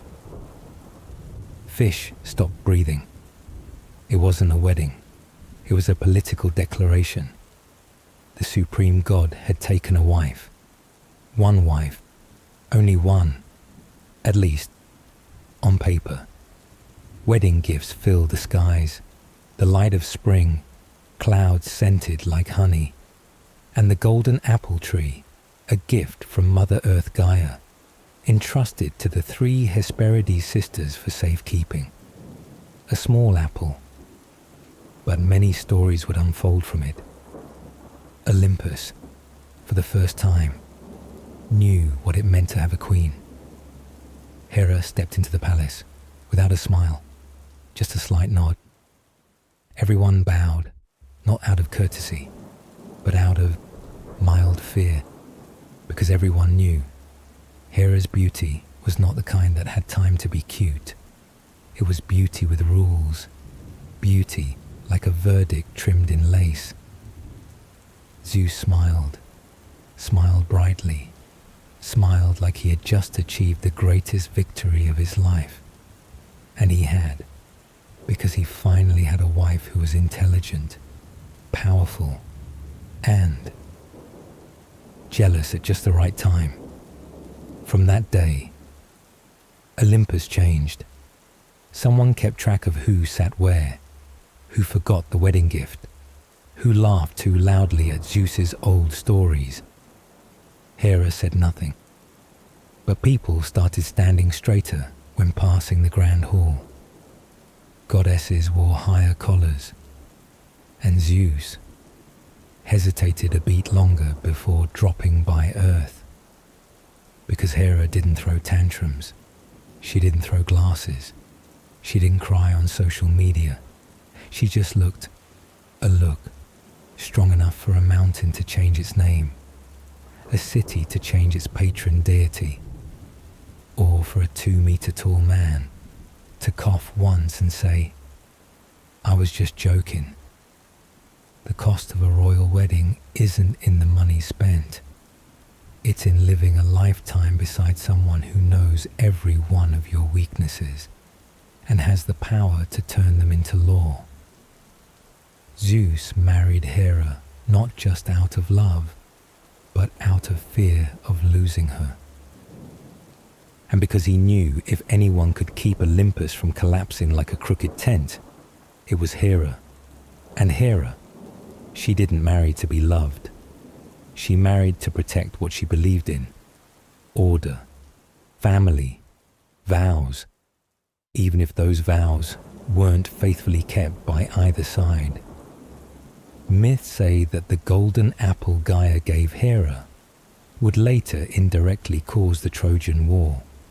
Because of jealousy, because of feeling overlooked, because a goddess, not Hera, was called the fairest.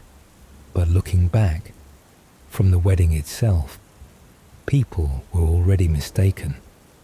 Hera didn't need to be the fairest. She was the one who could not be replaced. And the price of that was the whole universe falling silent when she walked by. There's a mythological truth few dare say out loud. On Olympus, everyone has kids, but not everyone is a mother. Zeus, don't even start. He invented cross-platform offspring distribution. Hades didn't have kids, too busy managing the underworld. Poseidon was both sea god and unwilling single father to a few bizarre creatures. But Hera, she was a mother, in the traditional sense, gave birth herself, raised them herself, protected them herself, and more importantly, took responsibility herself. Her firstborn was Hebe, the goddess of youth. Hebe poured drinks at the gods' banquets, forever young, speaking as gently as a lotion commercial. The Greeks believed drinking wine poured by Hebe was how Olympus maintained eternal collagen levels. Next came Ares, the god of war. Not the idealized kind of war for justice. Ares was rage wearing iron armor. Strike first, ask later. Shouted loud, laughed louder, and had a special bond with death. The Greeks feared Ares, but they knew if Ares was the storm, the one who raised that storm to walk upright was Hera. Then came Eileithyia, goddess of childbirth. A daughter who followed her mother's path in a unique way. She carried no sword, no crown, just a torch. Standing beside mothers giving birth, telling the world, "Move aside, I'm performing a miracle." Lastly came Hephaestus, the god of the forge. According to some versions, Hera birthed Hephaestus alone. No Zeus needed, just to prove, if you can pop Athena from your forehead, I can birth from fury. A disabled child, thrown off Olympus by Zeus for being ugly. And Hera, though in pain, didn't kill Zeus. She quietly worked to get her child back, teaching him to become the greatest blacksmith god in history. Hephaestus wasn't handsome, but his hands crafted war armor, crowns, and traps for traitors. 4 children, 4 pieces, youth, war, birth, labor. That's everything Hera represents. A goddess who not only taught her children to live, but taught the world to respect those who bring life into it. The Greeks often prayed to Hera during childbirth, not because she was gentle, but because they believed only someone who had endured so much could understand what it meant to hurt and still keep going. In ancient depictions, Hera was never sitting in Zeus's lap. She always stood or walked, hand resting gently on her child's shoulder, eyes looking far where mothers were pushing, crying, hoping. She couldn't take away all pain, but she was there, and that, in an age where even goddesses were judged by appearance, was a form of magic. Hera isn't remembered as mother of mankind. She's not Mother Earth. But if you've ever trembled when your child had a fever at night, stood in the delivery room praying, saw the blood, sweat, and icy silence after long pain, then you know, Hera was there, not needing thanks, just needing you to live.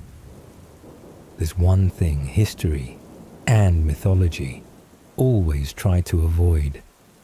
When women get jealous, they're called crazy. When men cheat, they get statues, and no one understands that better than Hera. Since the day she became the wife of Zeus, the emperor of all entanglements, Hera entered a marriage where every day was a contest. What kind of contest? A contest to see who Zeus would accidentally fall in love with today. And each time, Hera didn't scream. She made a plan. Io, one of Hera's priestesses, beautiful, devoted, and unfortunate. Zeus noticed her, and as usual, noticed in divine language means turn your life into a horror movie. To cover it up, Zeus turned Io into a white cow. Hera, unsurprised, she gifted the cow a fly, big, venomous, and never tired. That fly followed Io across continents, never letting her sleep, a form of care that lasted centuries. Semele, a mortal princess. Zeus loved her so much he promised to do anything she asked. Hera, upon hearing this, turned into an old woman, approached Semele and whispered, "If he truly loves you, why not ask him to appear in his real godly form?" Semele agreed. Zeus appeared, unfiltered, blinding like a solar explosion. Semele died instantly. Hera never laid a hand, just gave advice at the right time. Leto, the woman pregnant with twins, Apollo and Artemis, by Zeus. Hera forbade any land from allowing Leto to give birth. No hospital, no birthing tent, no cave, not even a rock in the sea. Eventually, Leto gave birth on the island of Delos, a drifting island with no fixed location, because it belonged to no place. Hera couldn't ban it. The world calls it a mythological loophole. Hera calls it a lapse in perimeter security. Heracles, son of Zeus and a mortal woman. While still in the womb, Hera tried to delay his birth to make him lose inheritance rights. When Heracles was born, she sent 2 snakes into his crib. The boy killed the snakes with his bare hands. Hera didn't smile. She quietly opened her grudge notebook and added a page. Heracles, strong, annoying. Every act of revenge had its reason.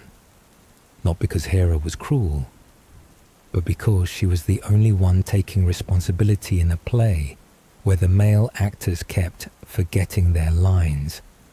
In a world where powerful men are forgiven and heartbroken women are mocked, Hera didn't apologize for being jealous.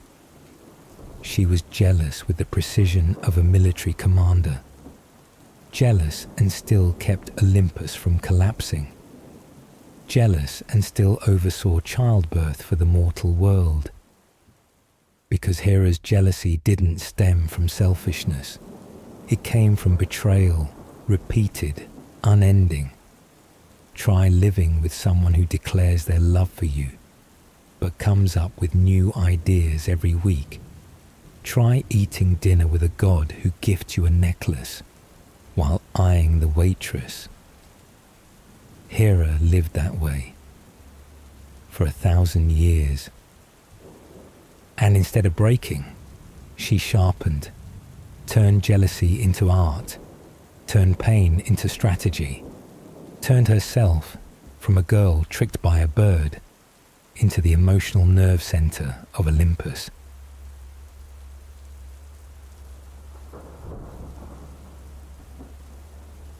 We all have a limit, even goddesses, and Hera After countless love-at-first-sight episodes from Zeus with various plants, rocks, golden deer, and mortals, finally reached hers. At the time, Olympus was lively. Zeus did what Zeus does: issue orders, flirt, forget he has a wife. And Hera did what Hera does best: remember, stay quiet, and plan. One night, Hera whispered to her two closest comrades, Poseidon, god of the sea, and Athena, goddess of wisdom. We're living under the rule of someone who has no schedule, no responsibility, and no concept of loyalty. Athena nodded. Poseidon, still mad at Zeus for past issues. A plan was made. Tie Zeus up, not metaphorically, literally. And they did. A golden chain, not for decoration.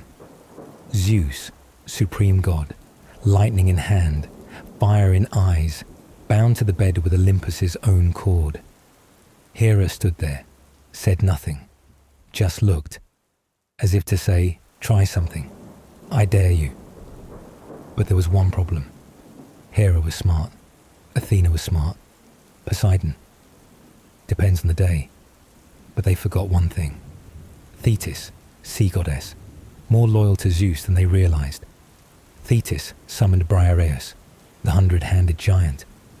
And so, Zeus was freed, not only unchained, but fully restored in power. Do you know what happened next? Not thunder, not blood, just one chain. Zeus, in a rage he called universal balance, bound Hera with that very same golden chain. And didn't stop there. He hung her in the sky. No one could take her down. No one could speak on her behalf. Hera, queen of Olympus, goddess of marriage and family, was hung like a lesson, not because she was weak, not because she was wrong, but because Zeus, like many powerful men, couldn't handle losing control. Hera didn't scream, didn't cry, just hung there in the wind, looking down on the world. Clouds drifted by, birds flew past. People below wondered, huh? What's that? From then on, Hera never tied her husband again. She didn't need to. She learned a lesson. Instead of confronting directly, build an entire system around him, so every time he strays, he gets tangled in it himself. After being released, Hera never apologized, didn't explain, just returned to her room, adjusted her robe, and began writing. From then on, her silence became more terrifying than any thunderbolt from Zeus, because there's one thing Zeus could never do: dethrone Hera. He could hang her in the sky, but he couldn't pull her out of order, and that is true power. People often ask, why didn't Hera leave Zeus? After all the betrayals, after all the endless jealousy, even after being tied up and hung mid-air for the crime of being too exhausted with her husband's irresponsibility. The question seems simple, but for Hera, it wasn't about love, not staying because of love, not forgiving to move forward together. It was about position, about will, and about one thing Olympus always feared: a goddess who knew she was irreplaceable. Because Hera didn't stay hoping Zeus would change. She had no illusions. Hera didn't wait for a romantic candlelit dinner. She didn't need an apologetic kiss. She didn't believe in emotional rehab through flowers and vows.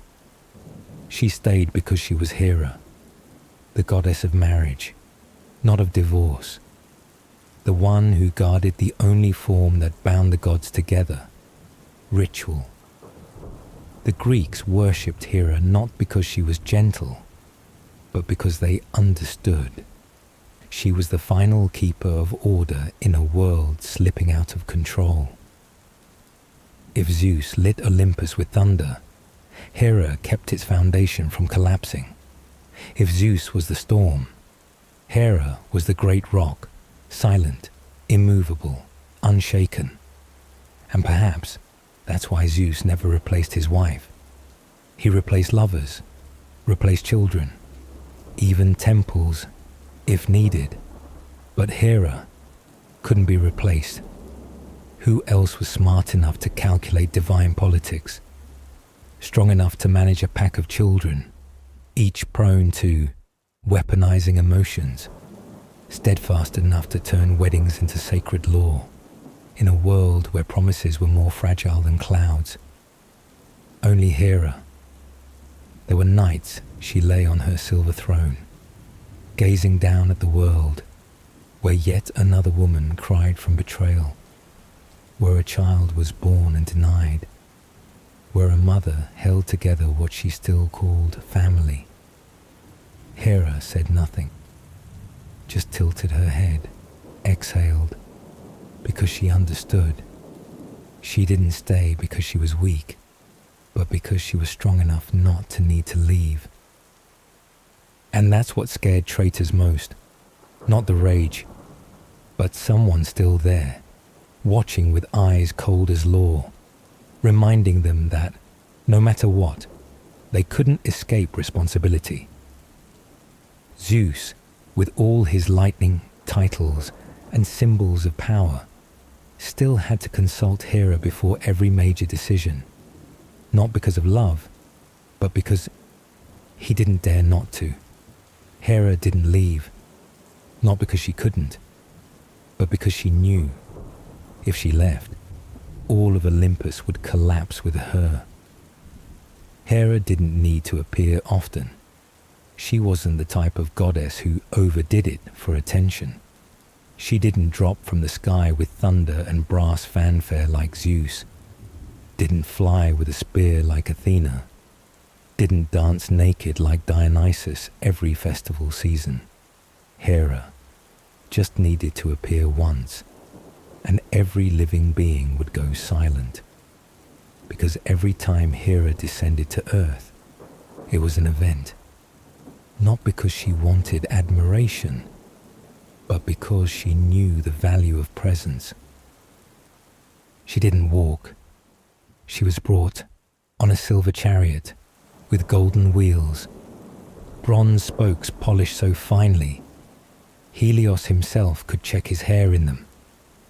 That chariot was pulled by 2 immortal horses, eyes bright as shooting stars, manes rippling like slow-burning silk in a sunset breeze. On the chariot, Hera didn't lounge. She sat upright, so straight that younger gods stood taller just looking at her. Right hand lightly resting on the edge of the chariot, as if one tap could command the wind to shift. Her robe was made by Athena herself, not out of sisterly affection, but because no one dared let the queen of Olympus wear the wrong shade. Her cloak embroidered with silver threads, lined with wind silk. Each hoofbeat carried a breeze scented with apple and wild asters across the land. Where she passed, trees stilled, water paused, voices turned into whispers.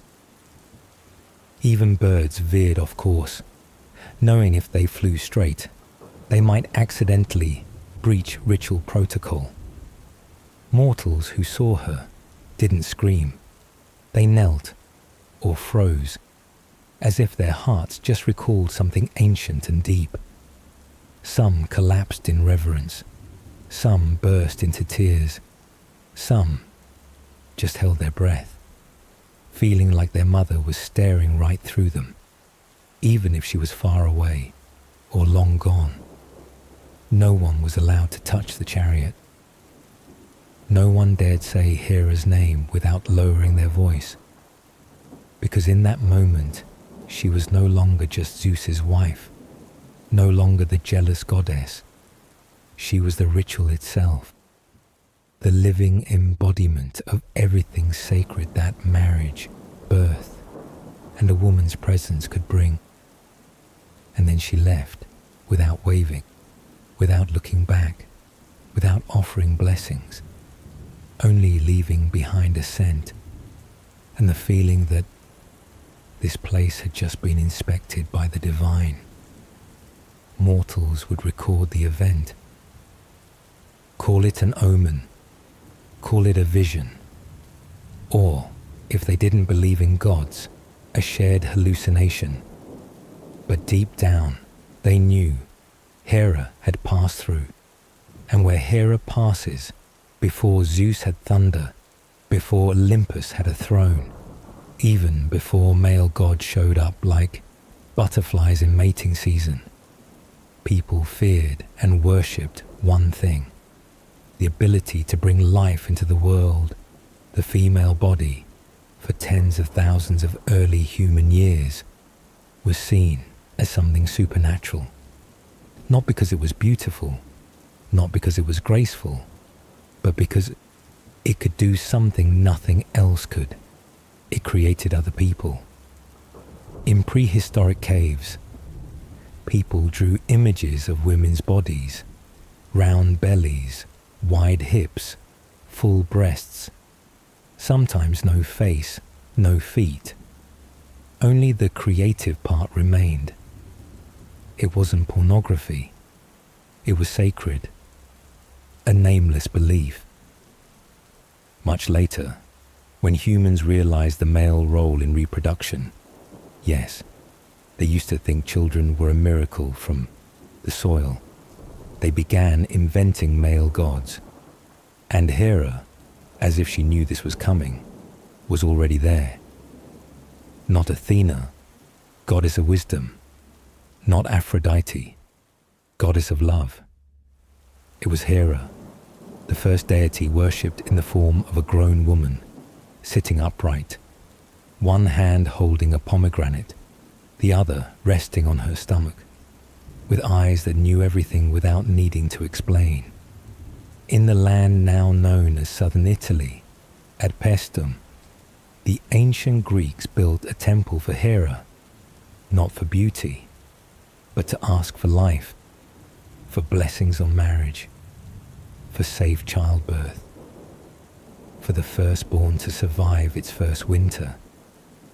They called her the goddess of connection, connecting person to person, blood to blood, generation to generation. When a girl reached puberty, her mother would take her to Hera's temple, light a lamp, and whisper, "If you must suffer, let it have meaning. If you must love, love with courage. If you must become a mother, take Hera with you." At Plataea, there was an ancient festival held every 7 years, where a wooden statue representing Hera was carried from Mount Cithaeron to the city center. They walked in silence. No music, no dancing. Then they burned the statue, not to destroy, but to release its energy, to say, Hera is not confined to shapes. No one can contain the goddess, not even wood. We must let her go and remember her through the emptiness she leaves behind. Hera, though later myths painted her as the jealous wife, still held the most sacred place in the oldest systems of worship. Because she didn't just guard marriage, she guarded the boundary between chaos and civilization, between instinct and ritual. When Zeus arrived at Olympus, she wasn't introduced. She was already there, not as a muse, not as a +1 wife, but as the root of reverence. Because there is one thing the god of thunder couldn't do: bring a child into the world. Only Hera, and those like her, could do that. With blood, sweat, tears, and sometimes a silence that lasted a lifetime. And so, even if Zeus ruled mythology, Even if his name was etched on 1,000 temples, the quiet women still came to the corners of Hera's shrines, lit a small flame, and said, "I don't need to be given strength. I only ask that life does not leave me behind." Some gods live through glory, some through legends, but Hera lives through what's unspoken, yet remembered. No need for grand temples, no need for epic records, just a child being named at birth, a woman biting her lip during labor, a gentle kiss between a couple after a fight, where no one won. Hera is there, not needing to appear, just needing someone to believe in endurance. The proud bird, its tail spread like the sun falling to earth. Legend says Hera placed the eyes of Argus, the 1,000-eyed giant, onto the peacock's tail, because she didn't want alertness to be forgotten, didn't want the one who saw everything to turn to ash like he never existed. That is Hera. She doesn't allow forgetting, even of painful memories. The apple, Gaia's wedding gift to her, a symbol of power, but also the seed of jealousy, the fruit that made 3 goddesses fight to be called the fairest, and caused an entire city, Troy, to fall. Hera didn't need to eat the apple. She only needed to hold it, so everyone remembered who held the rules. And the pomegranate. The Greeks believed it symbolized fertility, flowing blood, winter, and the hope of returning spring. Anyone who's peeled a pomegranate, let its red juice stain their shirt, knows Hera's beauty isn't clean, it's real, not about strength, not about ferocity, but calm, patience. The cow in mythology is Io, the girl transformed, but also a metaphor for all the women distorted by love, by gossip, by Zeus's lingering glances. Hera kept that image, not to intimidate, but to remind. I saw it, I remember. The wooden statue of Daedala. Every 7 years, a wooden figure shaped like a woman was carried from the forested mountains of Cithaeron to Plataea. No crown, no enchantments, just an ordinary figure. Then they burned it, not to destroy, but to set it free. Hera doesn't need to stay in a body. We burn the form to keep the spirit, to remember the sacred is not in the stone, but in how we treat each other. No need for flashy divine feats, just that you once stayed up all night with a feverish child. Once were so jealous your teeth hurt, but you still made dinner. Once endured a not-so-perfect marriage, just because you believed in something more lasting than perfection. You've touched Hera.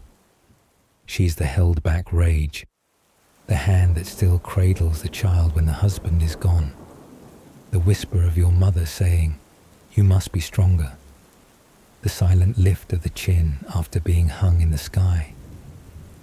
People no longer worship Hera in temples, but they still call her name. Every time someone asks, "How do I keep a family together?" And maybe Hera never wanted to be loved. She only wanted to be understood.